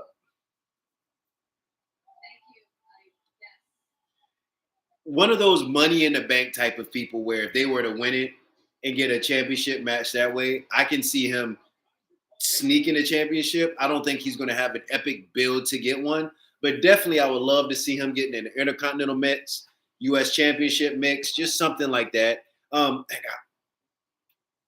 know they won't do it, but I mean, him and Gunther is a World Tag Team Champion again after Gunther loses the belt. Um, you gotta let Gunther go back after the title. But yeah, he does seem like a mid card guy.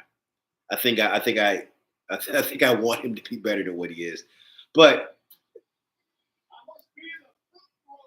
I'm never gonna I'm gonna try my best to never be one of those people to be like, hear me out. Because anytime you're on Facebook and somebody says, hear me out, that's just a way of just saying, okay, I'm gonna tell you a bad idea, but I want you to listen to my bad idea. So I'm never gonna try to be that person that says, hear me out. But what I will say, it sounds like I'm about to say, hear me out. I'm not.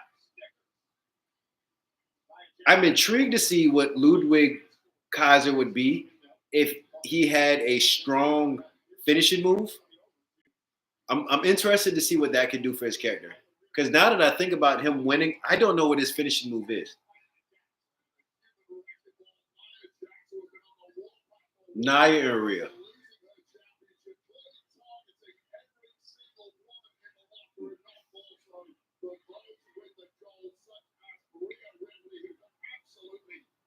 Hmm. What is Rhea's character without having to face Liv Morgan? That is the interesting question right now, as far as character work that Rhea's going to have to work through, and I'm really intrigued to see. Because even thinking back when Rhea was dominating everything, as far as when she first was the champion, Roxanne Perez, she's so cute. She's just cute. That's it. I'm sorry, I lost my train of thought just because she's cute. That's it. I don't care how bad she is. She's cute. She's the type of person. All right. Hypothetically speaking, Roxanne is the type of girl that will get you in trouble because she's so cute and she always have you doing things either out of pocket or out of character. Her character, not her as a real person. As a real person, I actually heard she's like a real sweetheart. But just like the character, how cute she is, that's the character of the girl like walking around in real life. That if you meet her, she will like have you doing all types of stupid stuff. Like, yeah, I'm a straight laced guy. I'm not gonna do anything. You next thing you know, you jumping out of an airplane because she just like, nah, she's just cute. Man, come on, man. I don't like staying up late, but she'd be like, ah, come on, will you talk to me late? Yeah, I do it. That sounds like a simp. Yeah. She's just cute. It's cold up here, y'all. I don't got nothing bad. It's cold. Look at her. She's just cute.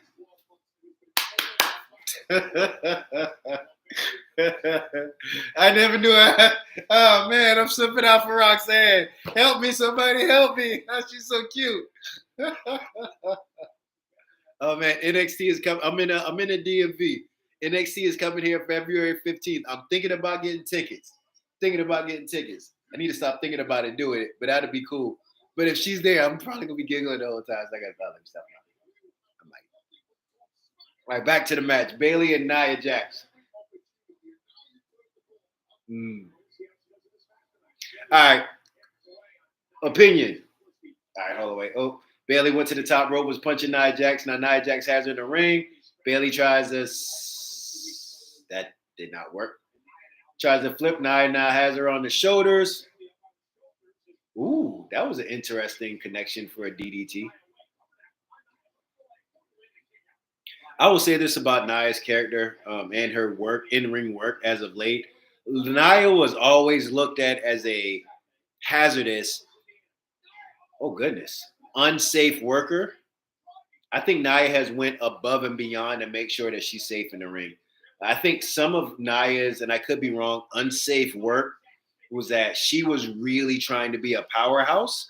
So as far as being a powerhouse, that means she had power moves. Power moves mean that somebody's going to hit the mat hard. Might look a little stiff. I think that's why I think that led to a lot of injuries. That was a nice pop-up headbutt by Nia. I have not seen that. She's been on a roll lately, though. Nice.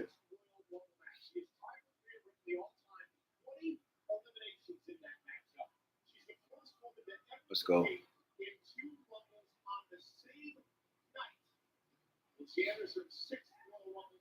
I'm glad she came back. I'm glad she came back.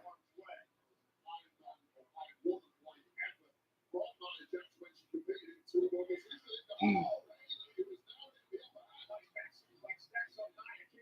And my only fact with this match with Nia Jax is that I don't want Nia to forget that Tiffany Stratton, Tiffy time, hit her with the world's most beautiful moonsault and got the 1, 2, 3 and took her belt. I don't want that feud to be over so fast because I really think that with them being good friends and actually Nia said this was behind the scenes, her being her mentor. I really think those two could actually have some intriguing matches. So I'm interested to kind of see what WWE is going to do with them two. At least let them run it back at least once.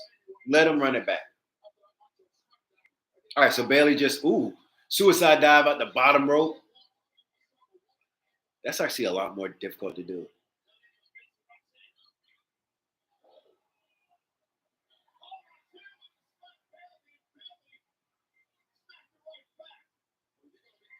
Now Roxanne tried to. Oh wait, Roxanne, did she just kick that lady? Hazard. Oh, you you can't forget that you got Nia Jax. Nia Jax, 300 pounds. Oh, we missed it. That's what she get.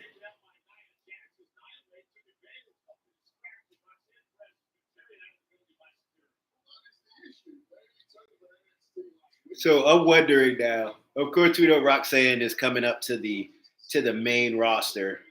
I'm really interested to see what they're going to do with her. Of course, we got her and Bailey. I think that's going to be a really good match. Bailey can have a good match with anybody, which was a point I was going to make. We were just talking about how Sheamus, of course, getting a grand slam, this being good for his career, taking him to the next level, saying Sheamus always have good matches, but he's underappreciated. I can say the same for Bailey. I think Bailey is highly underappreciated. Reason being is that whatever role they put her in, she does her best. I don't know what this role is, but she's doing her best. I think her best work, unfortunate as it was during COVID when she was the role model. I think she took an injury after that, but her heel work, superb. I was not the biggest fan of Bailey because Bailey, I'm not saying she had that John Cena vibe, but she did have that vibe with like she was Miss Goody Two Shoe. I'm gonna do everything. I'm never gonna turn my back. But the minute she started doing heel work, that's when I started to appreciate her because I'm like, wow, she can she's really captivating. So her being a face and me being, oh, I don't know if I like her, like that was her actually doing a really good job because they wanted her to be that person that all girls wanted to follow, but I just didn't find that character intriguing. Um, Hence why I like the Roxanne character because she just looks like the girl that gets you in trouble. Anyhow, I don't know how I tied that back, but that was bad. Anyway, Bailey's a treasure. She's a gem. Does good work. Glad to see her get her moment last year. All right, Nia just slammed Bailey and got the 2 count. This match right here actually is not that bad. They're trending to a 3. Twos are matches that are decent. Threes are like your. And we'll dive into a little bit more what our grading scale is going to be. Threes are just good matches. They aren't.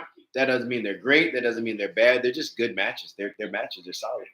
This is a solid match. Solid match. A lot better than the Kofi and the Rey Mysterio match.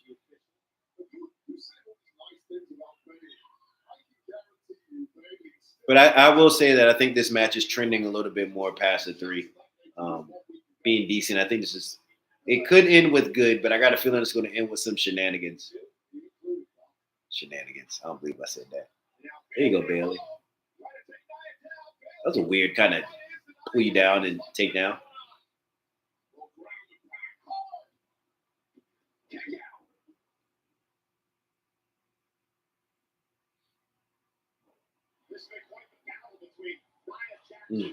Really interested. Let me know what your opinions. Oh, that was a leg drop, a arm leg drop. That was a good. Naya's popped out 2 moves I've never seen her use: that pop up headbutt and that leg drop on your shoulder. Naya cooking. Naya cooking.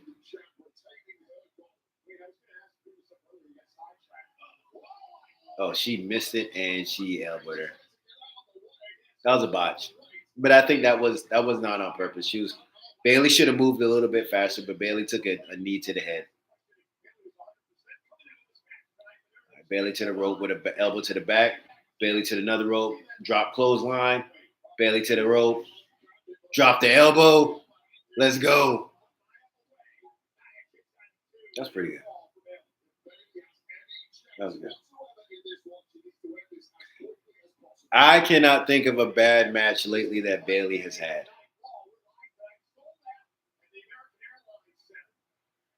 Aside from anything that might, her match with Io at WrestleMania. Io is a national treasure. She is a monster, and I didn't realize they were holding her back until she fought. Well, she was doing the tournament to fight Liv. I didn't realize how much they held Io back.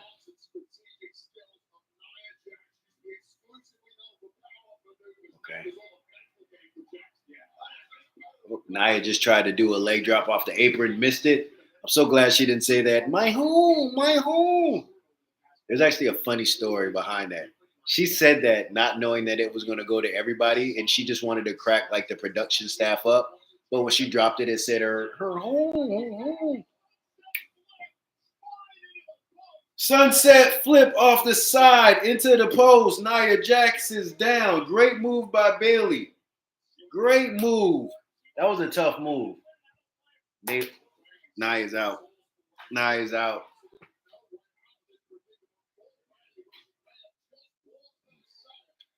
All right, come on. Match need to be over with. I gotta.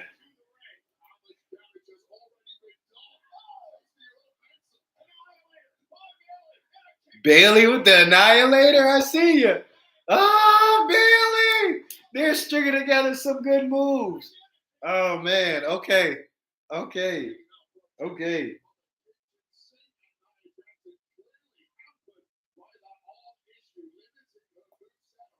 I love the psychology of the match. It started off with kind of Bailey having a hint of distraction, but then her distraction is catching her. Bailey's tripping all over the place because Nia is like this big powerhouse, and they keep going back to it. That's the easiest story to tell. The psychology of the match, just because Nia is bigger. Okay. Yeah. 2 count for a body slam. Psychology match pretty good. Kind of slow. It's building. I think they're entering the 3rd act because now you're starting to see a lot more moves being pieced together. Nia with the crushing the corner.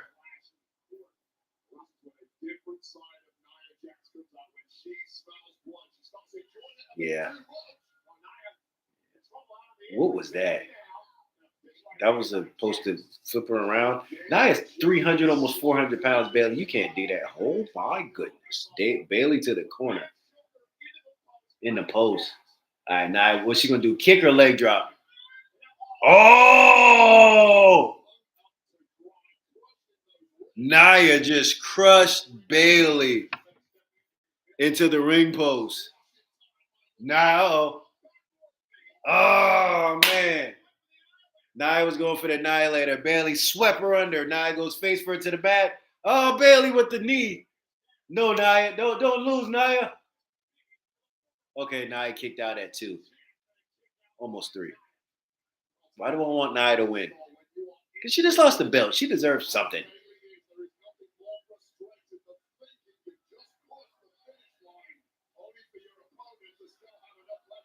Yeah, she is. Yeah, that was a tough move to the post. Nia Bailey went to the top. Nia just stopped her. Okay, this is going to be the.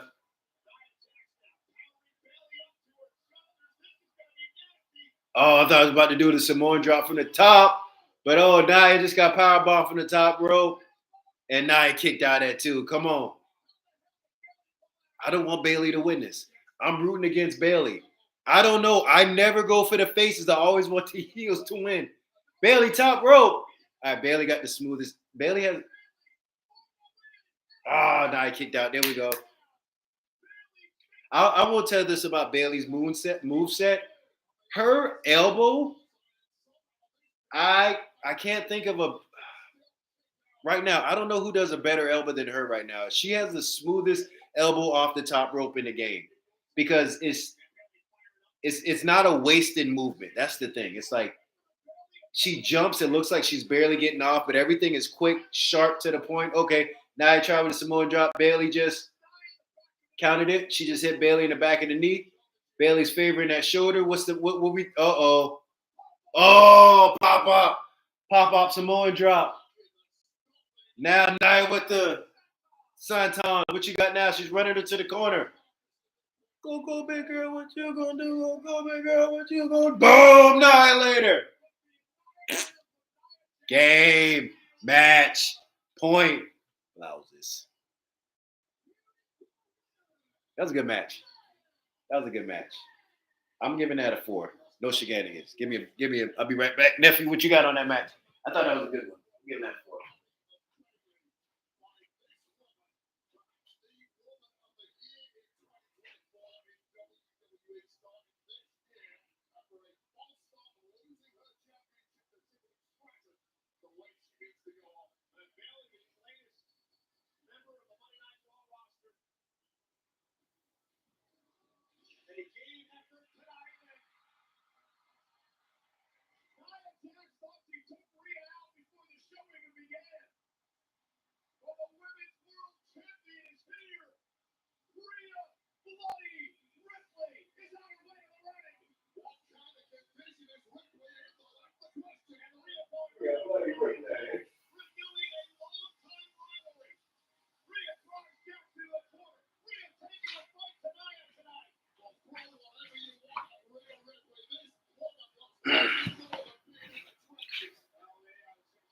Oh wait, so 4. Okay, so oh man, this is a tag team I don't want to see. I don't want to see Roxanne and Bailey. Um, all right. So 2 matches in, Kofi and Mysterio, we got them a 2.5 out of 5. Bailey and Nia Jax, that was just a solid match. The 4, so 4 out of 5. And the 4 out of 5 we get, it's the emoji with the head blown, so it's like because it doesn't take a lot to excite us. So everybody's like, oh, blue, oh. So anyhow, yeah, that was a 4 out of 5. That was a good match.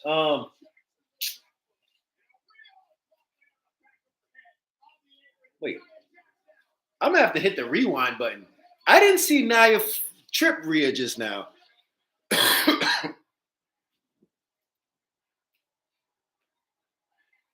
Oh man, Neff, how you feel about the Rhea and the Nia Jax? Are you for this match? I'm. I don't know how I feel about this. Oh, that is neat. Rhea just did a dive off the table. A cannon? Is that? That's not a cannonball.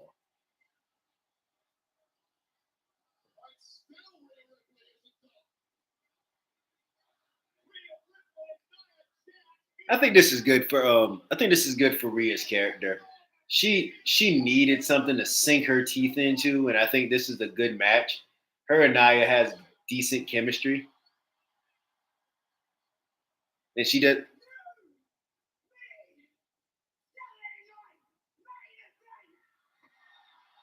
I agree. That's what I was missing.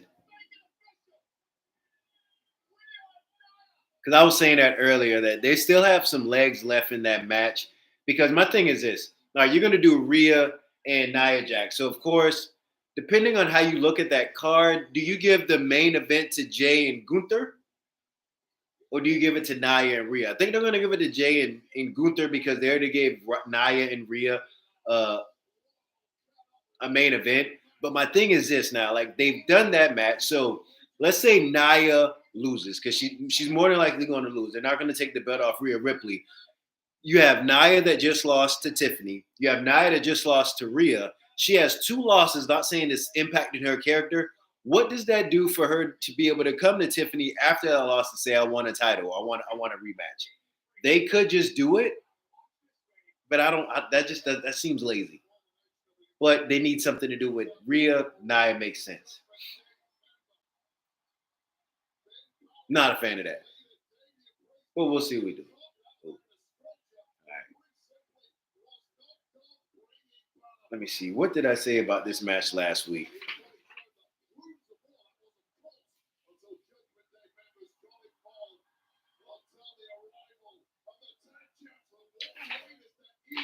I thought this was a really good match with Finn and Damian Priest. Finn had to let Priest go over. I didn't want to see that, but it just made sense. Reason being is that Priest is almost 50 years old, so they need to try to get as much juice out of they can after this guy. He's old, almost 50. I know he's in his 40s. I think I probably have to look that up. But of course, Priest getting the win makes sense.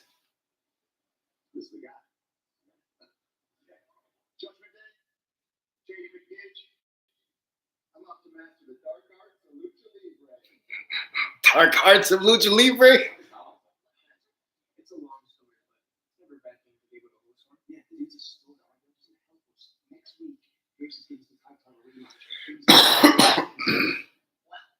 Dark Arts of Lucha Libre. What is that?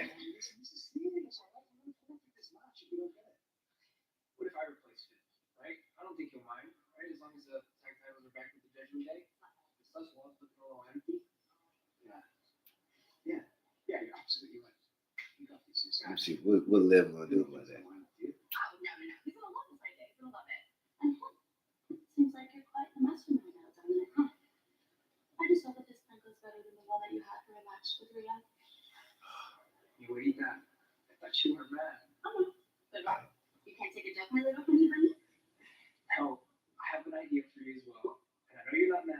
Mastermind.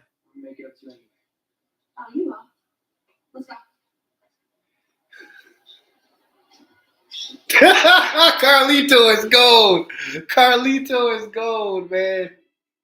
Oh man.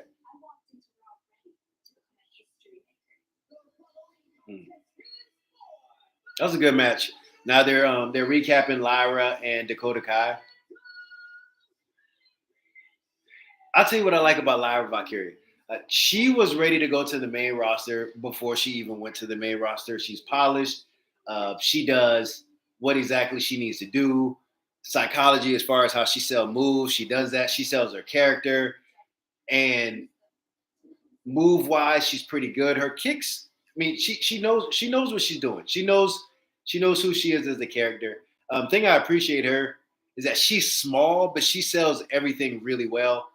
I don't know overall what that means for her in the WWE because they have tall women. Like, how will her and Charlotte look next to each other? How will her and Nia Jax wanted the mid card title look next to each other? So her size might be a challenge, but with them having a mid card, I think that's good for people like her because she's next. She does a lot of stuff well.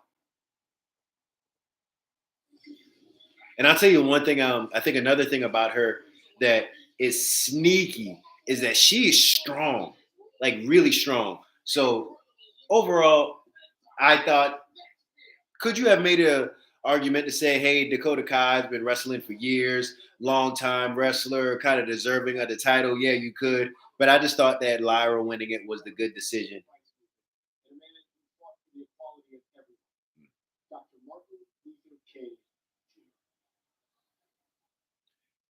Shout out to MLK. WWE is doing a tribute to MLK. So they're showing the memorial. That's actually a really cool memorial.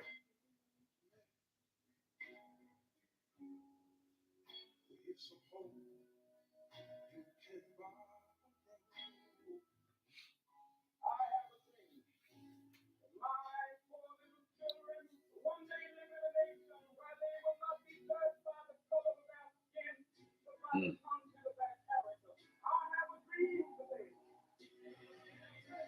Yeah. All right, so now they're showing Jade.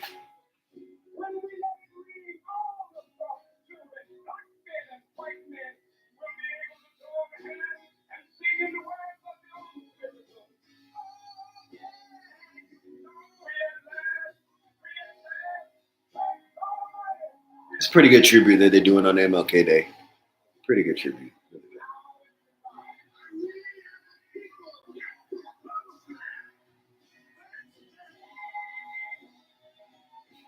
King Booker.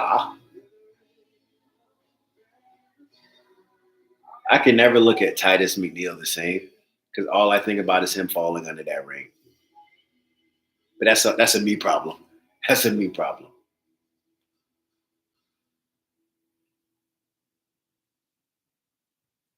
That was a cool tribute.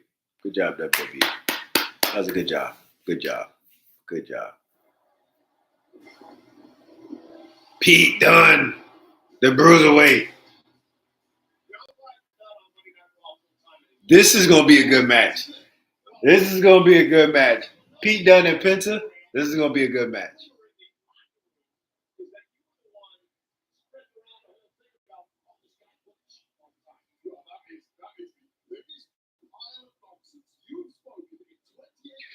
I think the interesting thing sometimes, whenever you look at WWE, the characters, the people that work for the company, they like saying they're WWE superstars.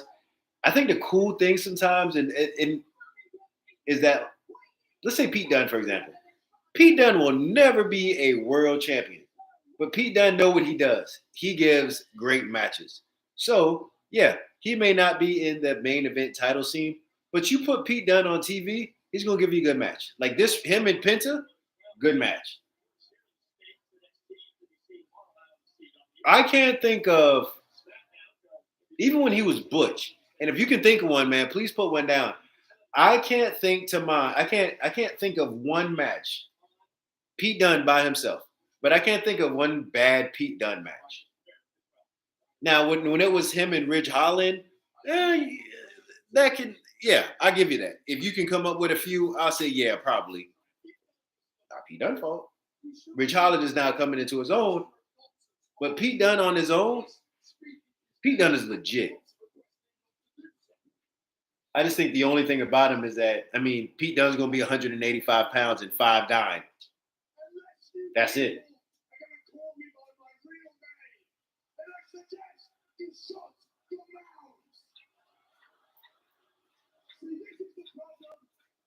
I'm not saying if he were to go to AEW because he probably would have been misused. But guys like him who small in nature but are good wrestlers, those are the type of guys I think when AEW was first. Oh, I know I'm talking about AEW, full power, whatever. But I think that's the type of wrestlers that the kind that weren't like the WWE machine. I think that's who AEW really originally started off for. But the thing about it is, with growth, I think that vision kind of shifts. Oh, that was rude. They cut him off in the middle of speaking. All right, we'll see. We'll see.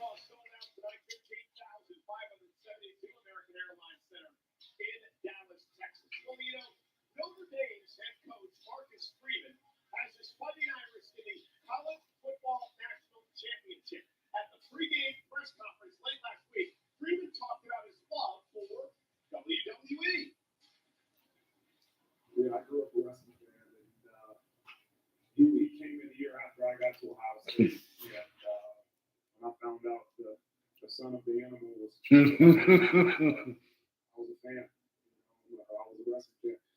And then we did go to a lot of WrestleManias together. I can't remember how many, but now my kids are fans. So if we That's pretty cool. Now they're interviewing Marcus Freeman, the head coach in Notre Dame. Let me check and see what the score on that game is. And they're talking about how he was a wrestling fan. So that was pretty cool.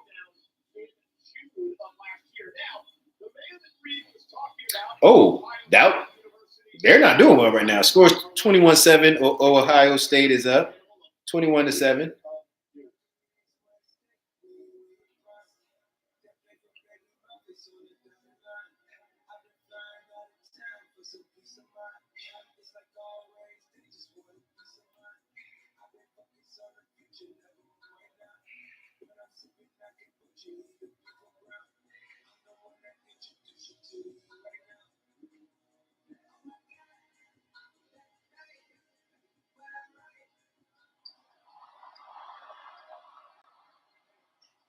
Seth Rollins warming up.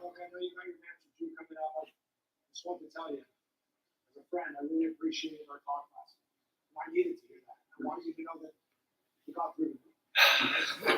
I know. I respect it. It's about time for that same thing to show up. And you know what? I'm almost rooting for that same thing. If push comes to shove at the Rumble, I will throw you right up there. It's supposed to be like that. Not if I throw you out first. Luck with you. I was mentioning Seth Rollins. I know we're gonna go to Penta and Pete Dunne, but I just want to say this right now. Seth Rollins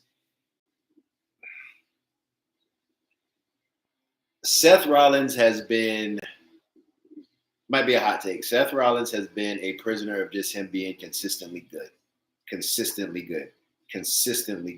for years. Every time Seth Rollins has just been wrestling, he's always been consistently good.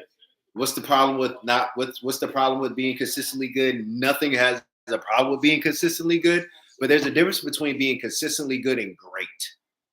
I can't think of a time where Seth Rollins was just great, really good. But Penta's on. We can dive back into that conversation, that match. I wonder if he's gonna do that walk. He had me with that walk for a little.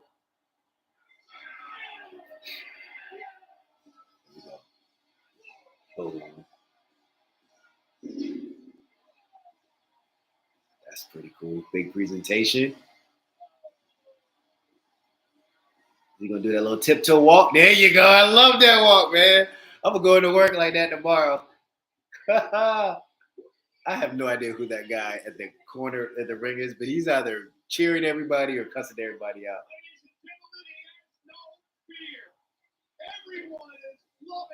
I will say this though. After 2 weeks, Penta is over. You can hear it is noticeable how much. That was a good match. It is noticeable how over is Penta is right now, and it's also noticed. Yeah, he fumbled a rock on that. But it's noticeable how over Penta is. But it's also loud. But you know what? Another thing about Tony Khan, and I mean, I'm not saying this as a bad thing. With him and Rey Fenix, the Lucha Bros, they were a great tag team. I just think that it just looked like. I know there were some injuries, but it just looked like it's one of those things where if you don't use it, you lose it. So since they didn't use the Lucha Bros, good kick to the shin, good kick to the since they didn't use the Lucha Bros, it's like, oh, we have all these other people. Let's just give them time. Penta's good.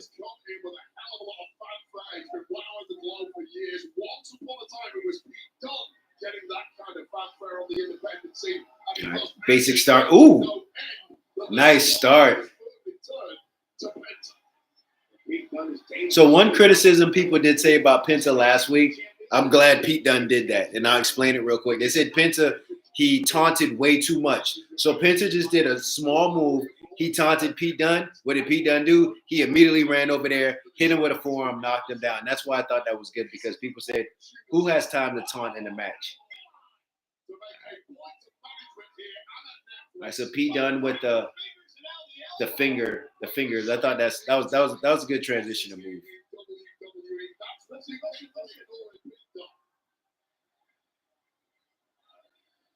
The fans are cheering. What cheer? Yeah, because of people like you and people like R-Truth. You should be ashamed of yourself, Michael Cole. I was going to say, what it was oh, nice. Across the ring like Penta. Up with a kick, now reversal. Penta set into the corner. Dunne catches it. And the stuff up Inzaguri to the back of the head. Well, the party really is over now for Penta, isn't it? That honeymoon period lasted 1 week. This is a rude awakening. Oh! What time is there? P Dunn went up for a backflip. Penta ended up catching him with a kick. Now Penta's cranking up the crowd. What is he gonna do? Penta, there though. Running to the rope. Okay, he was gonna go for a suicide dive. I love that block when they do sometimes whenever wrestlers just jump up and knock them before they jump, because one of those, that was nice. Pete Dunne was outside of the ring, and he suplexed Penta instead of suplexing Penta on the road, on the floor. He suplexed him on, as Simon Miller would say, the hardest part of the ring, the outside ring. Good match. Good match.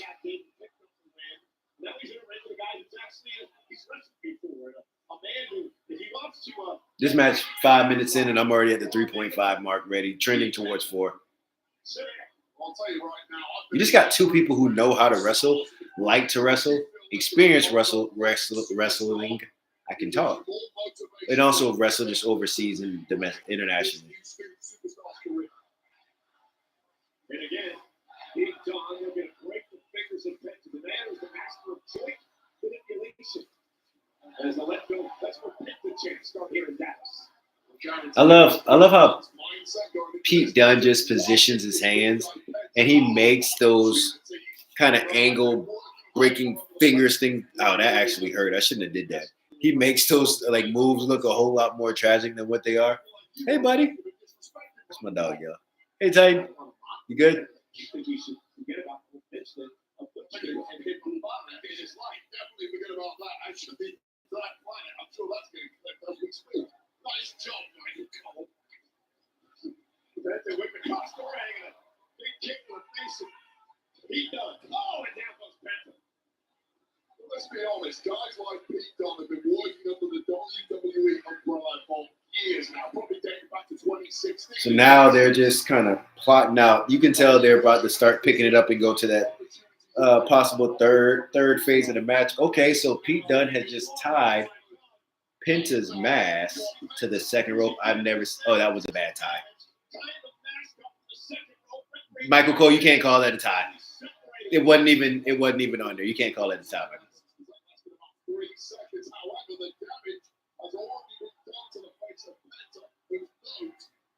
I like how some of the heels are getting really nuclear heat now. Like Pete Dunne gets heat, Kofi Kingston gets heat, Dom gets heat. I love to see that because it's more than just a boo. Like it's nuclear. Oh, nice double stomp to the elbow.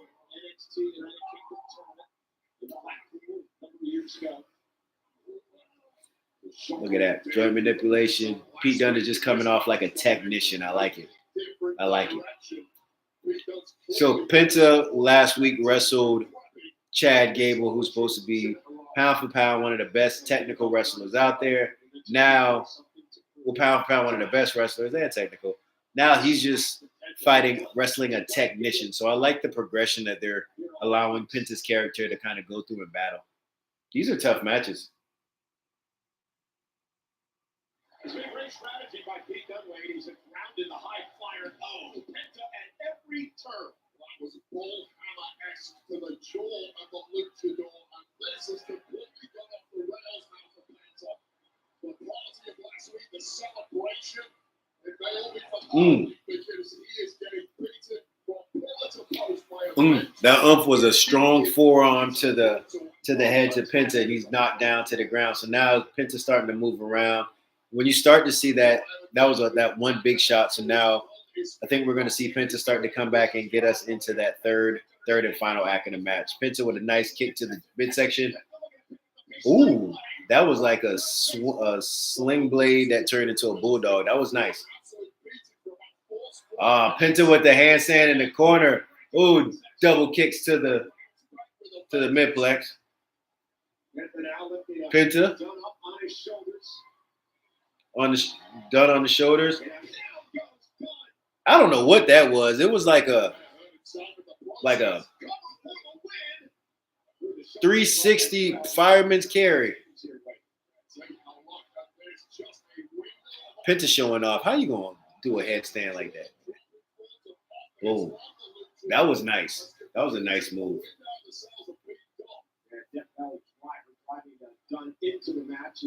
Death Valley driver. I thought that would rotate from a different angle, but he did that in an angle I've never seen. All right. Ooh, done with the kick to the head. I like it, man. Pete Dunne is like, woof, is that stiff technician. Penta's that luchador style. Oh, Canadian destroyer from the corner. Pete Dunne rolls out the ring. Now he's outside of the ring. Let's see what Penta's going to do next.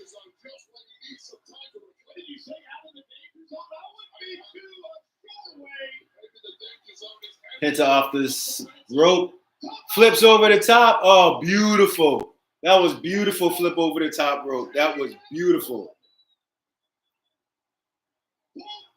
That was beautiful. That was beautiful.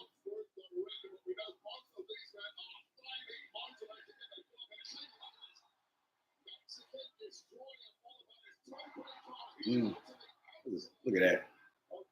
Penta's been doing some fire work. Penta charging himself back up. Going to roll into the ring, being slow and methodical. What we got now, Penta? Oh. Penta was trying to do the destroyer again. It looks like he was about to get caught for Alabama Slam. Oh, caught him. Dropped Penta in the back of his neck. Then he turned it into a pinning combination, but only got two. Man, these two are just cooking right now. These two are cooking. This is one of those wrestling matches when you sit back and watch it, you can obviously tell this is in the Triple H era. Vince McMahon did not let his matches cook like this a lot. And they just cooking.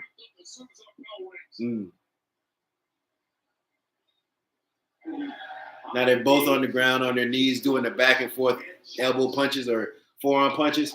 Ooh, Penta with the pimp slap.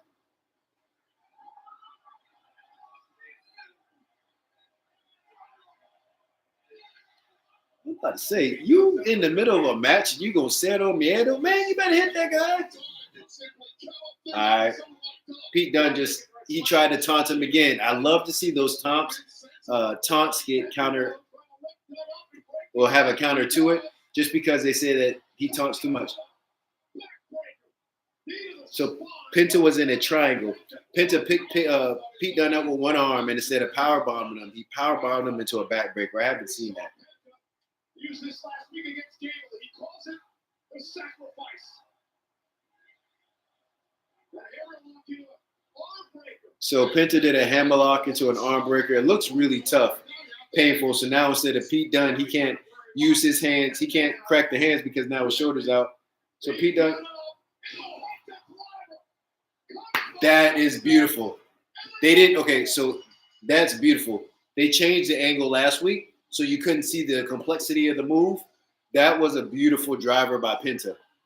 Beautiful driver. I did not realize he starts him in a bent over position, flips him over, and then hits him with that. So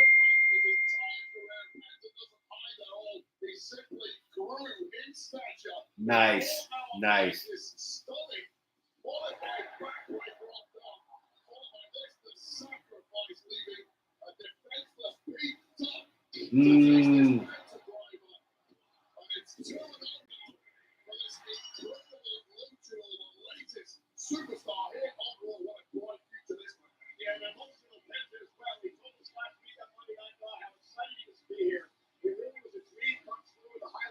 That was a good match. Great move, great delivery. You know what? Technical aspect, psychology of the match. I was thoroughly entertained. I'm going to give this one, they cooked. I'm going to give them 4.5 out of 5, man. It must suck to be alone. Yeah, I'm gonna give them that. 4.5 out of 5. That was a good match. That was a really good match. But you know why it's never happened, and it never will? Because when I do something, I become the best at it. Yeah, I think they're gonna set Penta up for a mid-card belt. I became the king of the internet. I was the only man in history. So Logan Paul is the guy that nobody likes just because he's really good at a lot of stuff. And not really good, like really good. Like this dude right here started wrestling real fast. His first match was fantastic, even though he did a lot of high spots.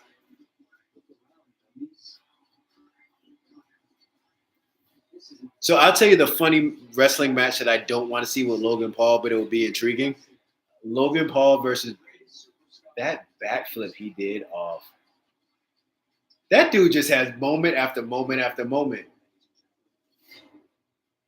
But he does take a lot of L's. Yeah, the Maverick.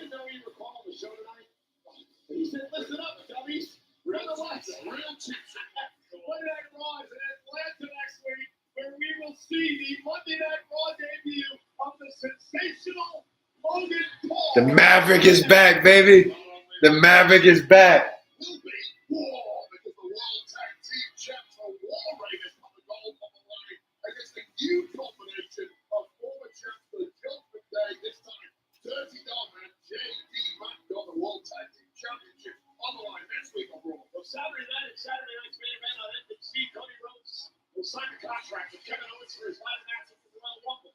Then he heads to his hometown of Atlanta. Cody Rhodes, the WWE Champion, live next week on Netflix. CM Punk is back, baby.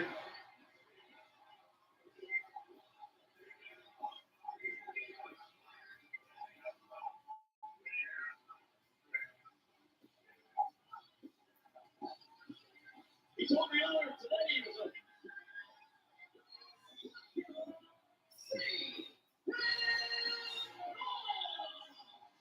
I didn't get upset with the Real Weeks of Taylor actually interrupted me, but nonetheless, CM Punk told me earlier today he's a man of the people wave.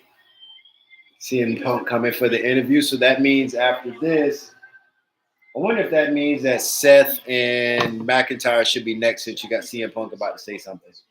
Hockey fan, let's head up to Jackie. So far, it's been I think the Kofi Kingston Rey Mysterio match is the definitely bad match of the night.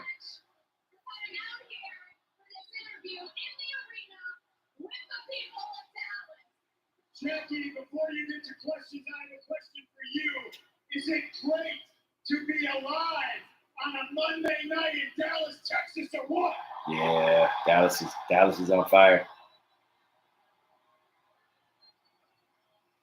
CM Punk, you know it is, but let's get to the question. You know, there are only so many ways to get to the main event. What you got? How you gonna get to the main event? Of course, it's gonna be Royal Rumble. I'm so interested to see what his road to WrestleMania is going to be. Neph, you think it's going to be CM Punk and Roman Reigns, or you think it's going to be CM Punk for a title? Fields ever. Yourself, Roman Reigns, John Cena, Seth freaking Rollins, Drew McIntyre, Sami Zayn just declared earlier tonight. So my question for you is, what makes this Royal Rumble different for CM Punk? History. And I am the maker of history. It was just 3 short weeks ago I main evented the first Monday Night Raw live on Netflix. I think that's going to be the money match. Is that the match everybody wants to see? But ever since War Games, I think that's the match people want to see. I make history, and I'll do it in 2 short weeks at the Royal. Man, the thing that gets me about Punk is that is it his wrestling that makes his matches unique, or is it just him, his aura, his mic skills, everything about him? Because in the ring, he is slow, but building everything up, he makes everything just big. Let's go. Nobody can beat me when I'm at my best with these people behind me. Nobody can beat him when he's at his best with those people behind him. I mean, he's beating Seth Rollins. He's beating Drew McIntyre. He's spitting facts right now. I can't see John Cena throwing me over the top rope on February. He's been hitting at John Cena a lot. Did you see Roman Reigns? Roman Reigns needed my help to settle family business at War Games. And in the Royal Rumble, there are no friends. It's every man for himself. I put Drew McIntyre in the dirt. Don't ask me about Sami Zayn. He's not on my level. You put Hulk Hogan in the Royal Rumble, I'll throw his dusty ass. He did that with the Hulkster. He shouldn't have did that to Hulk Hogan. Hulk Hogan like a 70. Yeah, he should have. Hulk Hogan's a bad person. Hulk Hogan's 70. Hulk Hogan's old. He can barely walk. My name is CM Punk, and I am settling scores, and I am cashing in debts, and I'm calling in a favor or two if I need to. And at the end of the night, 29 other men are going night-night, and one man will get his hand raised. One name, 3 syllables, C. Thank you so much for your time. McAfee still won't have him on himself. That's a good promo. I'll be back. Oh, yeah. Get up that chair. A week from Saturday.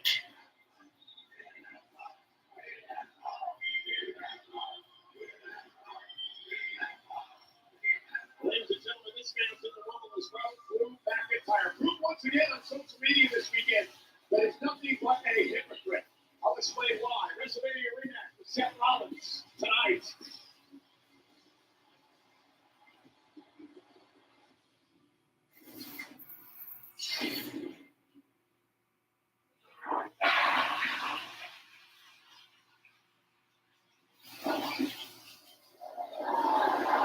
Guys, I'm here with the World Tag Team Champions, the War Raiders, and Eric and I already know you got a lot on your minds this week as you have a title defense. All right, we're back. We're back. Judgment Day, Dominic Mysterio and Jamie McDonough. So War Raiders.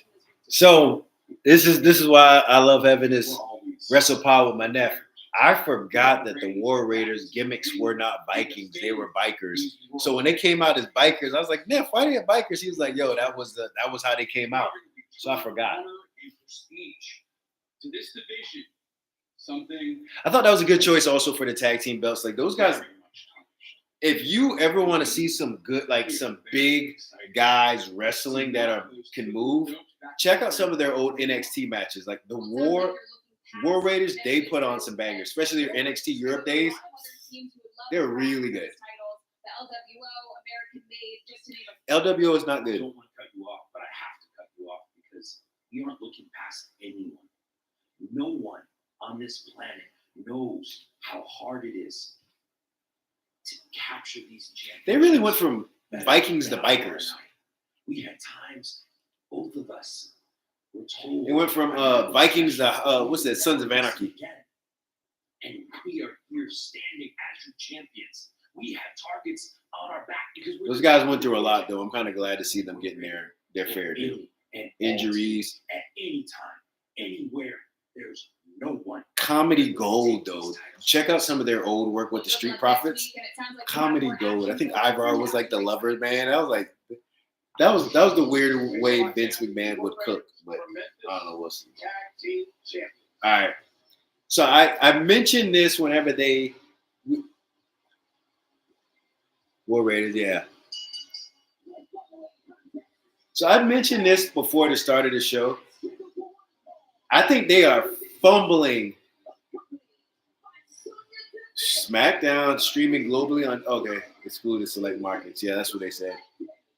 Pure Fusion Collective. I feel that they dropped the ball on this group for some reason. They have a lot of promise. But I think the first thing they did to drop the ball on this group is that they gave them a weird name. What is Pure Fusion Collective?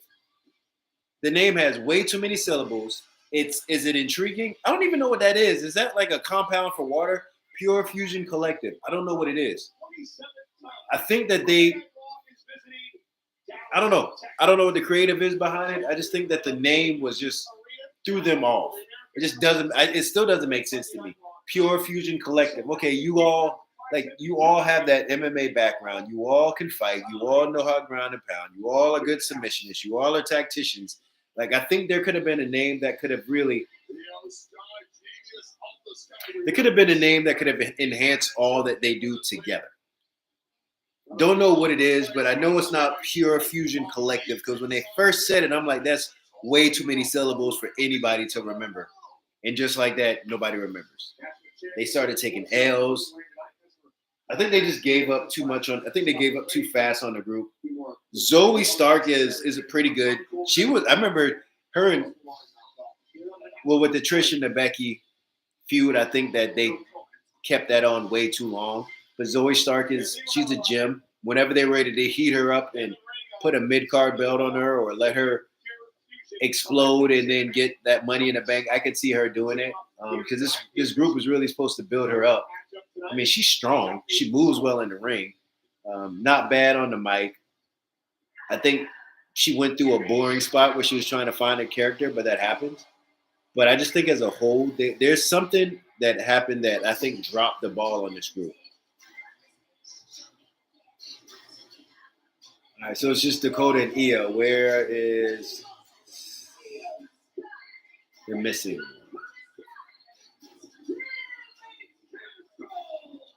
Well, there's no blood loss between these two groups, Pure Fusion Collective and Damage Control. You notice? Y'all low-key just missed that. Io twirled her hair and slapped Dakota in the face, but we go act like we didn't see that. I saw that. And there is a reason for that. You can play Pure Fusion Collective. Yeah, this was the last month on Raw. You hear a screaming Kyrie saying left it. So one thing about Dakota Kai, and as we watch this match, please feel free to share your opinion. Showed no sign of slowing down. Dakota Kai is a good wrestler. I can't tell if it's just her knee. Her movements just seem, and I'm not being overly critical, I'm just saying as far as like believing that, hey, world title contender, getting to that next level. And I think she's moving a little bit more. Her moves just seem delayed. I belong here in WWE. I believe I heard that last week, and indeed she did win. Yes, she did, and it's interesting you bring that up because It just seems a little slow. But I think that could be coming off the knee injury, so I'm giving her some credit. The first round, Shayna Baszler in the triple threat match, and then in the second final, Zoe Stark. So a little bit of vengeance. I think Shayna is another person that has been grossly underused. They had a monster on their hands with her. COVID days, her and Becky, WWE Championship, WrestleMania. She should have won that match, got that title, and they should have strapped a rocket on her and let her just be a beast and beat people up. But they didn't do it.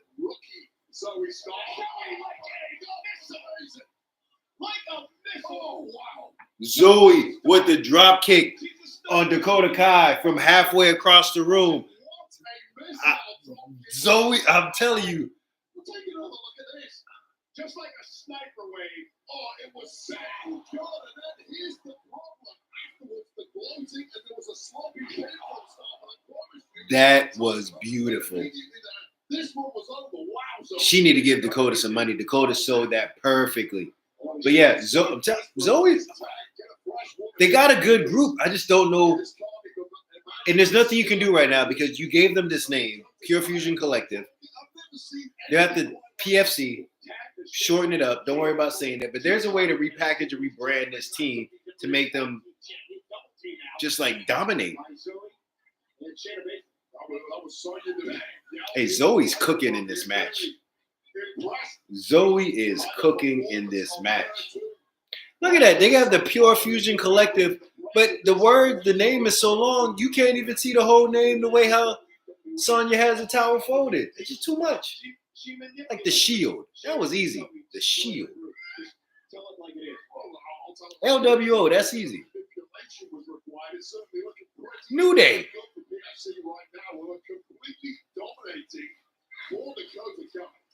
Legado de Fantasma. LDF. But they don't even PFC. It's Pure Fusion Collective. There's too many words. What's up, buddy? Oh, it's on their shirt. There's still too many words. I don't know. Let me know what y'all think. Now, Shayna is slowly taking her time, working over the injured leg or supposedly injured leg of Dakota Kai. I'll tell you one interesting thing is, I remember watching some of Shayna Baszler's like YouTube and social media. Her and Dakota Kai are actually really good friends. I don't know how close their friendship is, but I know they train together a lot. So I think that's kind of cool to see this right now when you get to see a little bit of how these people live behind the scenes. Ooh. I wonder if Shayna's role right now is more of a trainer instead of just I want to be a wrestler, because she's really good. Okay, tag to EO. I love those like uppercuts that EO does. They don't hit, but they just knock people down. Yeah. EO went off the rope. Ooh, backflip. Missed the kick. EO. Look at that. EO's cooking with the hot tag. Let's go. Okay, that was nice. Zoe Starks tried to throw EO off the rope, but EO turned it to a suicide dive. Now, EO just kicked Zoe Stark to the head, high kick to the top rope. EO's facial expressions are just crazy, man. She sells it. There you go, EO. I'm glad to see that she's getting some just due. EO's been good for a while. Nice. 2. EO went double knees to the chest. Got a 2 count in the corner. EO's another one that I think is EO's cute. Okay, Sonya caused a distraction, went straight down. Now Dakota Kai, boom, took the clothesline. That was delayed, really delayed. Ooh, nice kick by Zoe Stark on Io Sky with a distraction.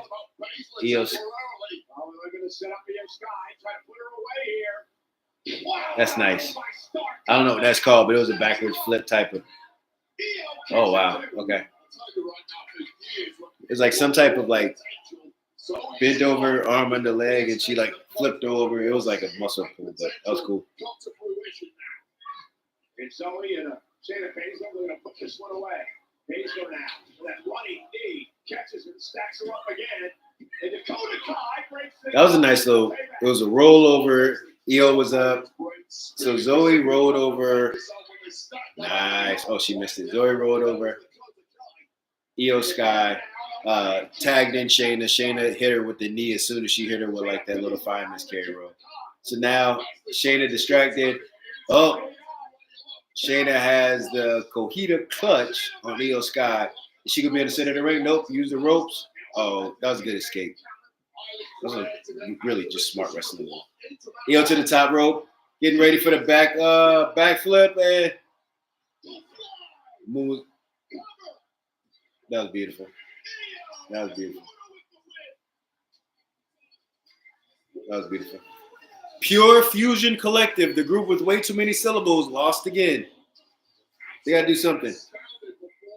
But I think they're heating Io up. They're heating Io up. I think the long game is going to be Rhea and Io.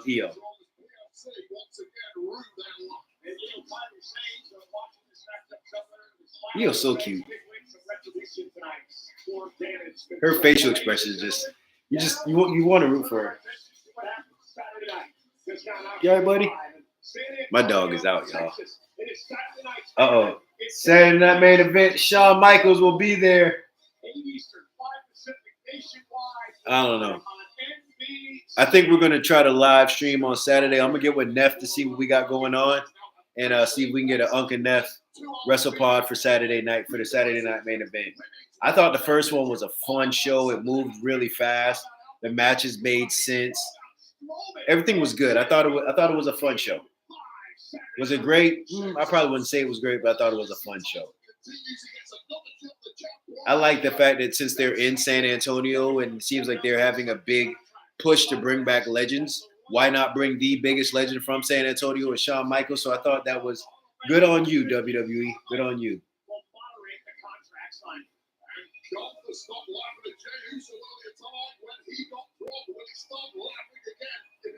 When did they? Is it that warm in San Antonio? Because it's cold here in DC. Goodness, I can't even think of going outside with a short sleeve shirt on. Championship Saturday Night Live, ABC Five Pacific, live across the country on NBC. Well, coming up on Monday Night Raw. What we got next, Michael Cole? It is a WrestleMania rematch. Uh-oh. A all-time rivalry renewed. Seth Rollins. Let's go. Versus Drew McIntyre. Let's go.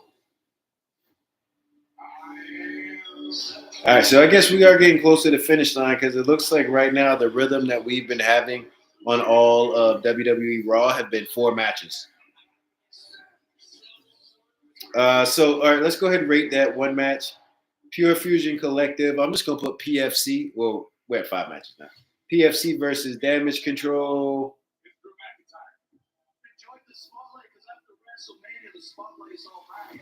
You know what? That match actually wasn't that bad. I'm going to give that match a... It's not a 4 because it wasn't Bailey Nia Jackson. I'm going to give it a 3.5 out of 5. Maybe trending back down to a 3. No, they did have some highlights. Yeah, 3. Yeah, the only reason I was thinking of the 3.5, yeah, that's why I'm saying trending more towards 3. They did have some good moves. Zoe Stark with that missile drop kick from the top rope. There was a lot of like good tag team maneuvers with PFC. Io Sky winning with the beautiful moonsault off the top rope. So at first I might have been leaning more towards 3.5, but I think 3. That was a good match. 3 out of 5. 3 out of 5. So far, the lowest match we have is Kofi and Mysterio. I think everybody can say that match was not good just because it didn't serve a purpose. It's only serving the purpose to go to LWO and New Day. Bailey Nia Jax, we got a 4. Penta and Pete Dunne, 4.5. PFC and Damage Control, 3.5. So,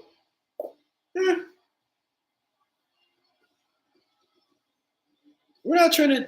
The trend is not a bad show.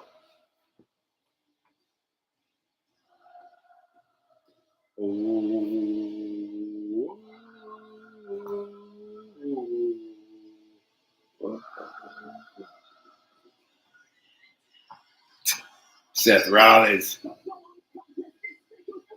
They took the freaking out. My nephew told me about that. They took the freaking out. So I wonder what that means. Does that mean there's going to be a? Because somebody, I remember, there was actually an interesting post this week where they were talking about Jacob Fatu, and I'll tie this all in real quick. But they were talking about Jacob Fatu, and originally when you saw Jacob Fatu, you would see him. Seth Rollins is coming down the aisle. You first saw him with like his bloodline gear and everything is just showing bloodline, but then after Solo lost, you saw him come out change gear. So they said suddenly when everything shifts, that means there's going to be a shift in the character. I say that to say this with Seth Rollins. We see Seth was always Seth freaking Rollins, King Drip. I'm going to wear this and wear that. But now we see Seth slightly, it could just be this week, slightly start to tone down a little bit on his dress and then slightly take the freaking out of his name and he's now Seth Rollins. Is there a character turn for him? Because Seth freaking Rollins, that's whenever he was facing it up. So is he about to turn to a heel?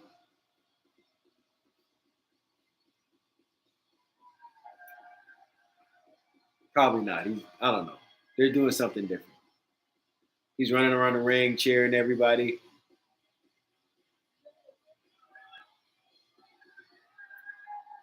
Pointing to the crowd. I think they had to do that on purpose because the cameraman was right there. Seth is on the announce table.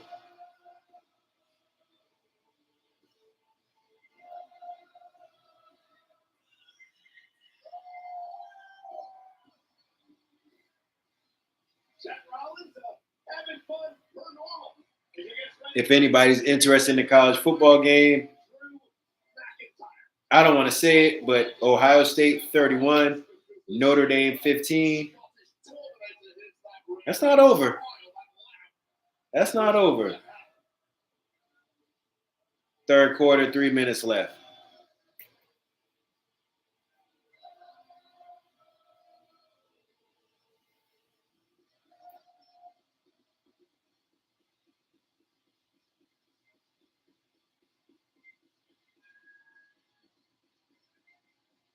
Lot to talk about in this coming matchup, the WrestleMania rematch from last year, the night that Drew McIntyre beat Rollins for the championship, only to be cashed in on moments later by Damian Priest. I cannot wait until we hear more about your accusation of Drew McIntyre being a hypocrite, Michael Cole. Heavy words so lightly thrown. Burn it down. They letting his song cook. Feeling we're gonna fall out again, Michael. So Seth and Drew, I don't see a reason, and Neff, hit me in the comments if you think differently. I don't see a reason for anybody to interfere.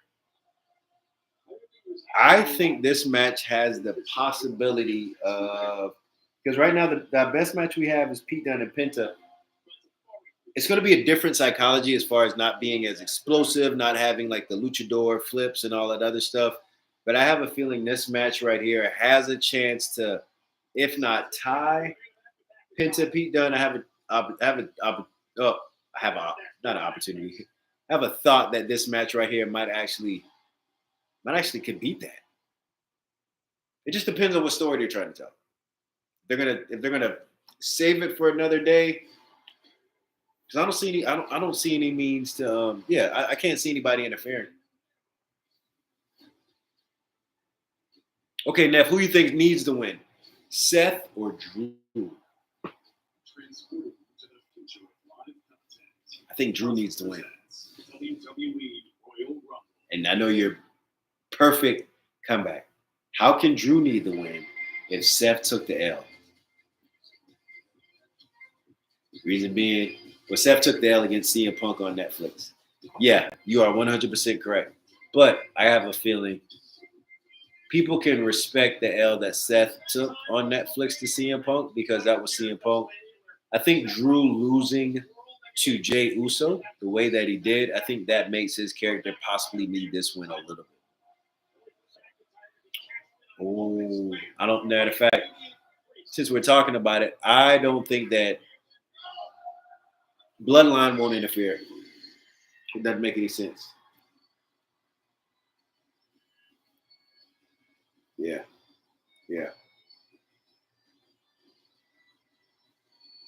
I think as a backup plan, they're heating up Drew McIntyre because you could put controversial take right now. I think they're heating up Drew McIntyre because, and I said this earlier, Drew's heel work has been so superb that you can throw him in a main event at WrestleMania and they'll cook. And you can justify it. You can throw him in a championship match at WrestleMania and you can justify it.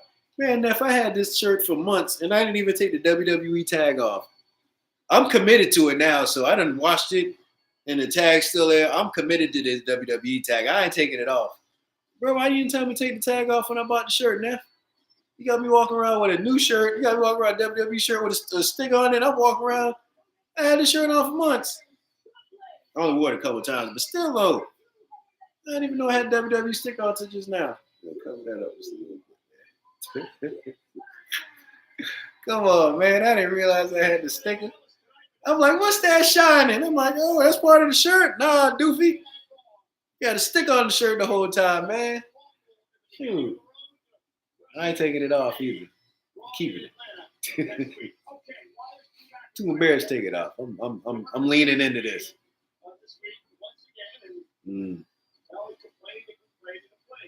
Exhibit number 1.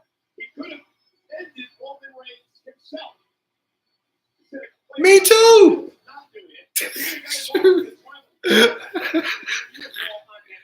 Until I was like, I went like this, and I was like, hold on.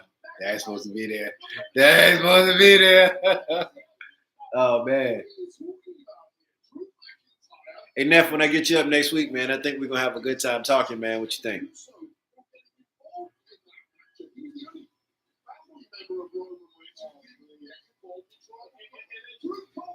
Oh, man.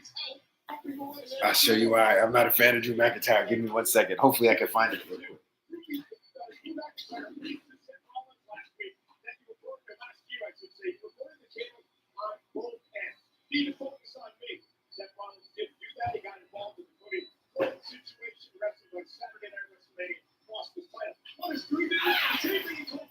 Oh, man. All right. I might be telling this story too much, but you know what? I'll tell a story again. Me and my nephew went to a WWE event. Anytime I go to a WWE event, or if you go, always carry a Sharpie. I just bought the WWE belt. This is back before Roman did everything. So I just bought this belt. This belt does not cost a couple. This belt, I bought this belt. At the end of the main event that we went to in South Carolina, I had the belt on my hip, and I'll show the picture at a later time. I said, Drew, take a picture. Drew said, mate. I said, take a picture. He said, okay, mate. He signed. I just bought the belt. He signed the belt without me wanting him to sign my belt because I just bought it and I didn't want him to sign my belt. But Drew signed my belt. Drew signed it here. Probably can't see it. Probably can't. Drew signed it there. And I looked at my nephew and I said, I did not want him to sign my belt, but he signed it. So anyhow, the cool thing about this belt, and I cherish it, I had Drew McIntyre sign my belt, and then only 2 people signed it, Drew McIntyre, and I had Cody Rhodes sign my belt. But the coolest thing about having Cody Rhodes on my belt was that there was a little kid next to me. So, I mean, the dude was like half a foot tall. I had to not pick the kid up and make sure that Cody signed the kid's belt. But I said, Cody, if you sign it, you got to win it. And Cody lost the match at WrestleMania. But he won it the next year. Okay. Anyhow, I'll tell that story different. But yeah, Seth and Drew, let's go. Slow start. Drew is coming off athletic, being a powerhouse. Oh, they're doing a rope thing. I love when they do that. Oh, man, I don't even know what that called. Okay. So Seth tried to use his power to knock Drew down. Psychology that is just saying, oh, man, Seth, I'm not strong enough to take this guy on toe-to-toe, so I'm going to have to think through around it. Drew just knocked him over. So now Drew is going after, man, I don't know what it is about Seth and the knee. Being somebody with a knee injury, they sell that knee all the time. All the time. And if I'm wrong, please put it in the chat. But they're always selling that knee with Seth Rollins. Seth is moving fast. Nice sling blade. Now Seth's knee is fine. So far, the story they're telling is, okay, Seth knows he's not stronger than Drew, so he's going to use his quickness and his agility to take on the big guy. Oh, that's nice. He a double kick from the bottom rope. Seth Rollins running to the rope. We can get a suicide dive. Boom. Yep, suicide dive. Seth Rollins back. We're going to do it again. Seth Rollins' cardio is insane. Got him. I knew he was going to catch him. Okay. That was a dangerous move. Seth Rollins with the second suicide dive. Drew caught him. Flipped him over. And that was a trust move because that was Drew power, but Drew trusting Seth to jump and do what he needed to do because that could have ended horribly. Now Drew is standing on the announce table. Kind of similar to what he did in the Royal Rumble and lost his title match, but Seth Rollins is kind of down trying to get his breath back. So Drew was just standing, taunting Seth Rollins. Taunting, yeah.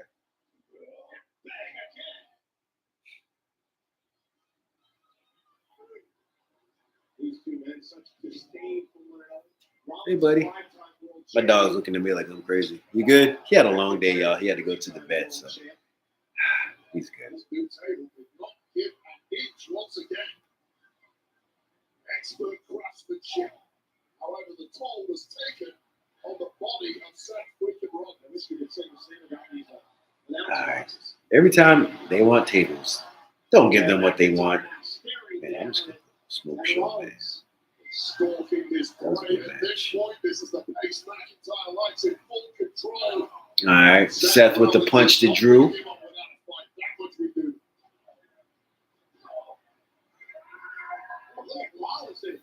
Again, vicious and aggressive. We talked about this earlier.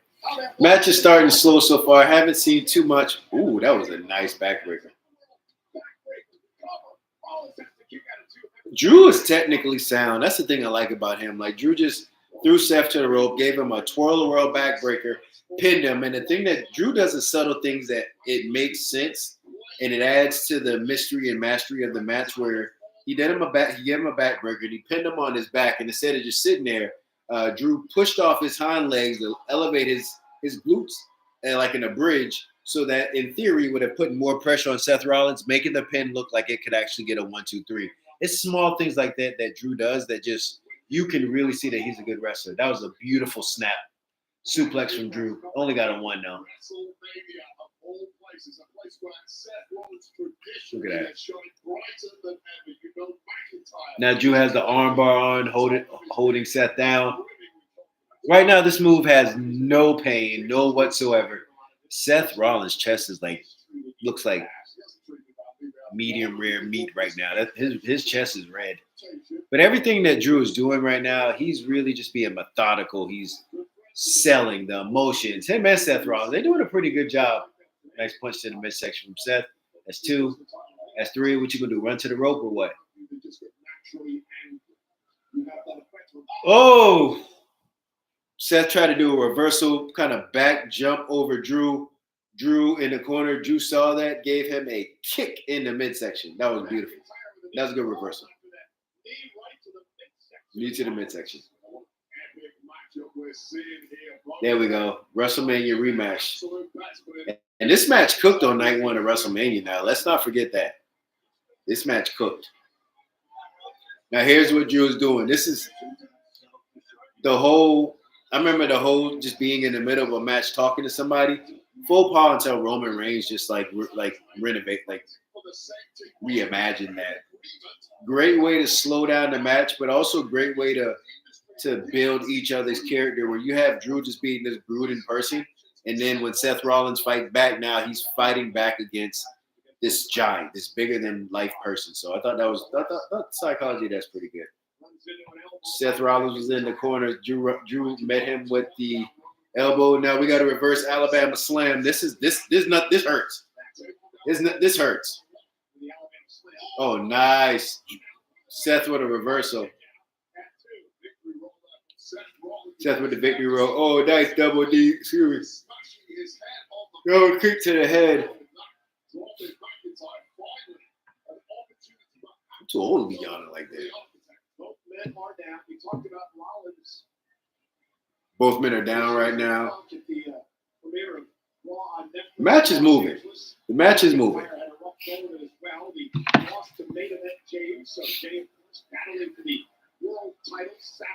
I still don't think that it makes sense for Jey Uso to win that match with Drew because now Jey gets a match with Gunther at Saturday Night Main Event, which makes sense, but I still don't think that.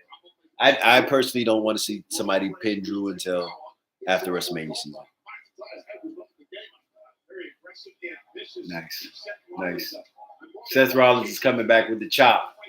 Stack attack with the chops. Hey, buddy, you good? Seth with the mini chops. Oh, excuse me. Drew caught Seth. Oh, man, he turned it. It looked like it was going to be a body slam, but he turned it into a supposedly suplex. Seth counted out of it. Threw Drew to the corner.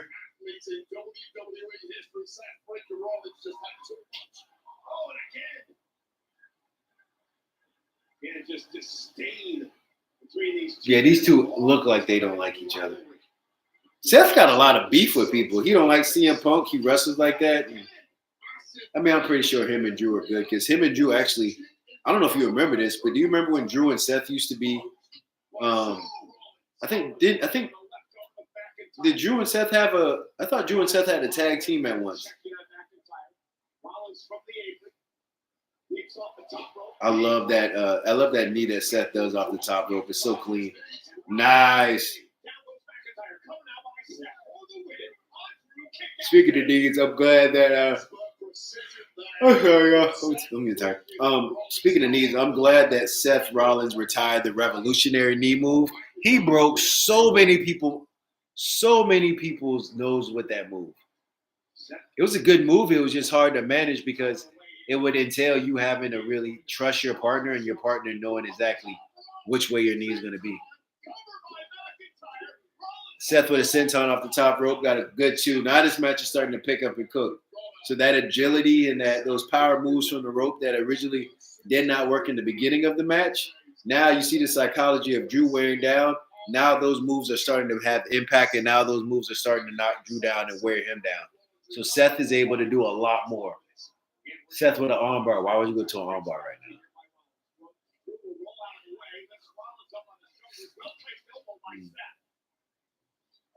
All right, Seth flips Drew to the outside the apron. Oh, Drew with a nice forearm. Don't go to the top rope, Drew. You weigh 275 pounds. Guess where Drew's going? To the top rope.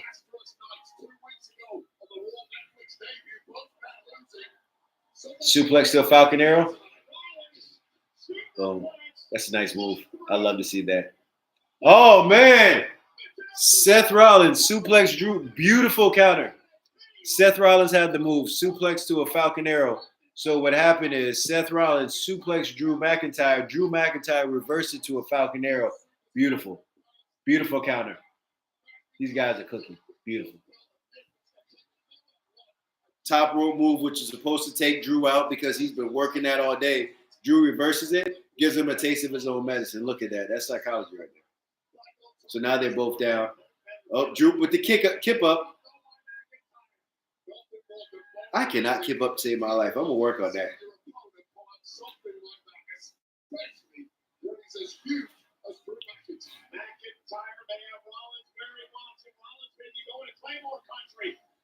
I think the Claymore is the most underrated. It's a solid move. I think he's going to miss it. He missed the Claymore. This kind of shades of a previous match they had. So Drew missed the Claymore. Drew countered, hit him with the spine buster. That was a great succession of moves. Okay. Drew just deadlift Shawn Michaels up to his head. Oh, man. Great reversal by Shawn with a flip. Nice super kick by Rollins. Drew with another. Oh, Seth Rollins caught him. Boom. Now Seth Rollins got his lick back with the Falcon Arrow. That was good. That was good. Drew countered it, and Seth, that's the move that used to take people away. So now he hit him with the superplex and hit him with the Falcon Arrow, finishing the move that he started. That was good.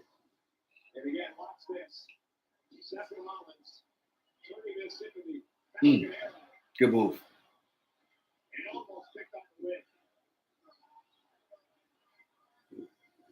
They cooking, man. They're cooking in this match.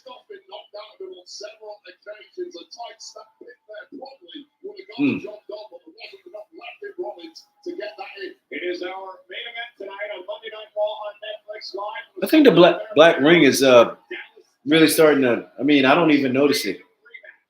They do have a lot of promos. Oh, boom, knee again. Sell the knee. Oh, knee to the midsection. Rollins setting him up for the pedigree. Oh, reversal by Drew. Clothesline. That was a big clothesline.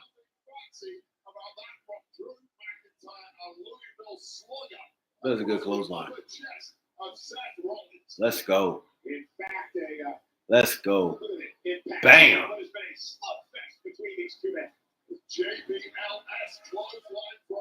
Drew going to the top rope again. Dude, you are 280 pounds. Why are you going to the top rope? That's called not staying in your lane. But I think he's going to – I think Drew's move from the top rope is a double hammer. Oh, chop.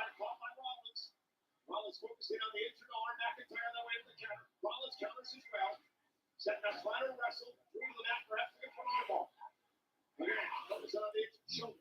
That's interesting. So Seth would go after the shoulder, and I guess that would slow down some of his power moves. But Drew's main finisher is a kick to the head. Interesting. All right. So it looks like Seth Rollins has the STF on. Speaking of STF, we didn't see John Cena tonight. Good match so far. Drew's inching his way to the corner. Drew made it to the rope.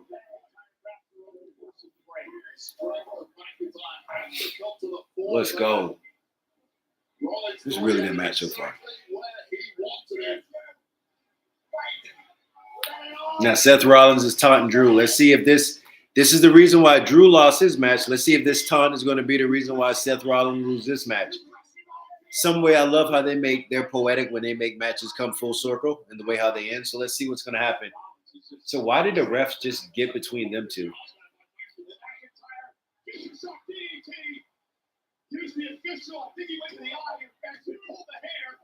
All right, so something happened with the ref. It was a counter.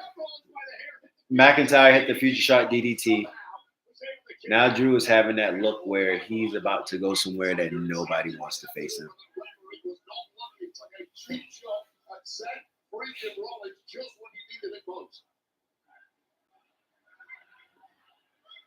McIntyre's trying to figure out what he needs to do. You see the bruises all over the frame of McIntyre, all over his face. Imagine the hell that man's body is going through right now, but the drive is still there to grab victory. Uh-oh. Now Drew is speaking.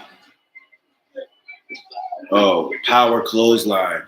Power clothesline from Drew. Picking him up, taunting. This is menacing right now. This is the Drew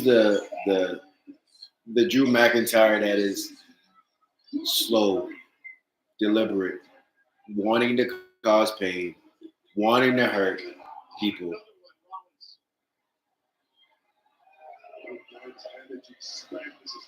The interesting thing about his character is that I don't know if he likes this, but he does it because he knows it's necessary. That would be an intriguing kind of. I know I always talk about psychology of wrestling, but that's the thing about these matches. That's why every time when we watch them, emotionally they take us somewhere. Emotionally, if a match is done to perfection, it makes you feel something. Think back on the Cody Rhodes Roman Reigns match. There was a lot of psychology, not only with the story but the match. All right.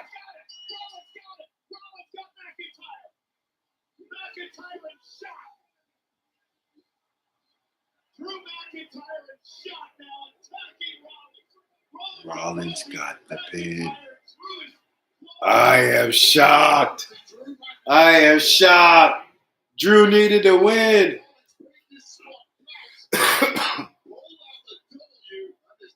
So what does this mean for him going into the Royal Rumble? Dude, you just lost by 2 roll-ups. That was nice. Wow. 50-50 booking, though. 50-50 booking. Drew won WrestleMania. Seth wins today. So if they want to do a trilogy, they could do it. I now have somewhat of a Royal Rumble path, possibly. I don't know if you would want to do it this long. Yeah, me neither. That's why, yeah. Oh, wait. What you going to do? He's not going to. So right now, Drew has Seth's head against the ring post. That's Sami Zayn? Yeah. The hobo. The guy that looks like he just sleeps everywhere but in the house. He just. All right. That would have been crazy if Sami would have hit him with the Helluva kick. So now Drew's going to do something to Sami?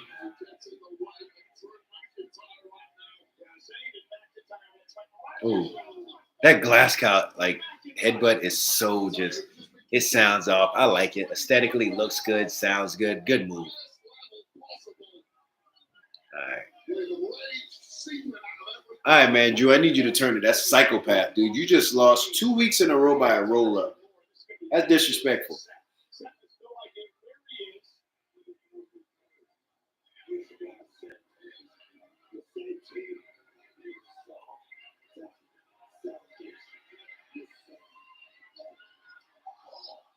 We should be on the same team.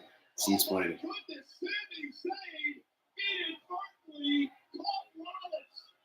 Why do wrestlers do that? Wouldn't it have been like Sami Zayn has horrible aim. Sami Zayn has kicked Roman Reigns and Sami Zayn has kicked Seth Rollins. Sami Zayn need to go ahead to AEW and kick John Moxley so he can say that he kicked all 3 people's members in the Shield. Oh man. All right, so let me see. I thought that was a good match. I thought that match cooked. The ending threw me off. Will the ending take a little bit from the overall match quality?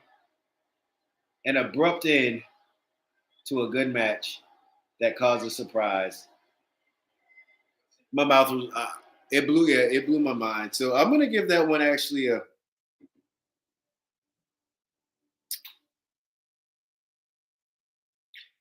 You know what? I'm gonna give that one.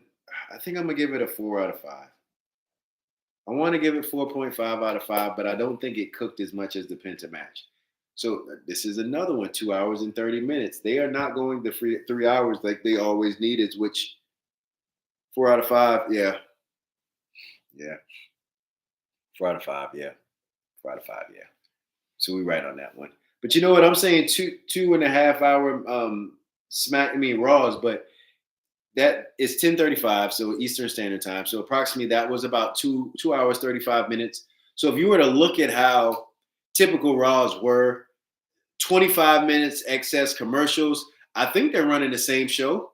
They're just running they're just not having to add extra breaks just to make certain that they get to 3 hours. So I'm starting to see this trend right now that we're going to be anywhere northern of between 2 hours and 30 and maybe 3 hours. I think the 3 hours will come in as those matches get more closer to maybe Royal Rumble, WrestleMania, depending on if Roman Reigns is going to be to the show, because Roman Reigns getting to the ring is going to be an extra 10 minutes, 5 to 10 minutes, regardless of how you want to slice it. You let him cook, you let him talk, it's going to be longer.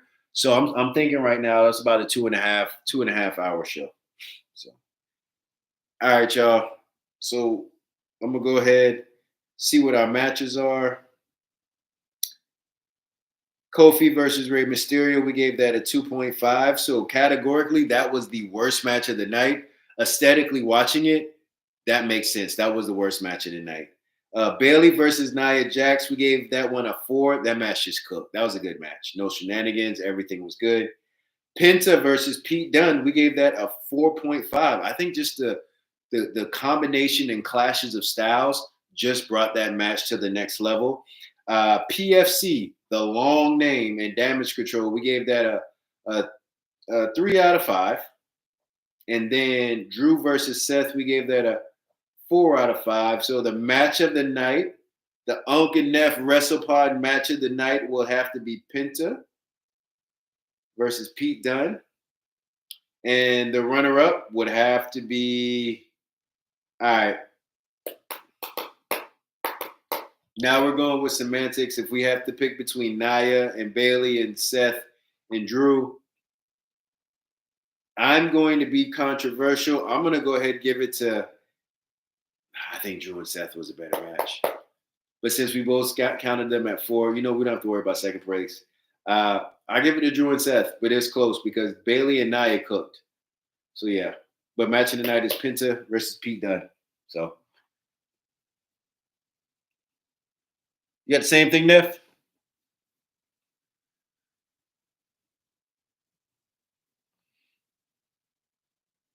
So, all right, y'all. We appreciated this. First Unc and Neph WrestlePod. Just know next week and the next time we do it, yeah, Seth and Drew's close second. Yeah, that's all right too. So this is at UNWP, the Unc and Neph WrestlePod. We just sit down, we throw WWE on, and all we are, we just two guys that like wrestling. Are we gonna know the name of every single move? I'm not. My nephew might, but I don't. But it's one of those things where this is just gonna be a community of people We just want to get together, watch wrestling, turn our minds off for a couple hours, and just watch a sport that we've grown up with, watching, enjoying, and loving, but just doing that in community, having some fun, sharing our thoughts, rating matches, but most importantly, just enjoying each other's company. So anyhow, on behalf of the UNWP, the Unc and Neph Wrestle Pod, we want to thank y'all for watching our first episode. Neph should be on the next one. Keep in mind, if you enjoyed this content, and everything's going to change, backdrop's going to change. I'm going to actually be probably sitting in a different type of desk. This is the first one. I just had to get it done. But everything's going to change. If you like this content, please like and subscribe. You will be getting a lot more short form content from my nephew and I. But what we want to do is just really and we may not do every single show. We're going to see what happens this week, because to do this, SmackDown, and Saturday night main event, that can be a lot for beginner streamers.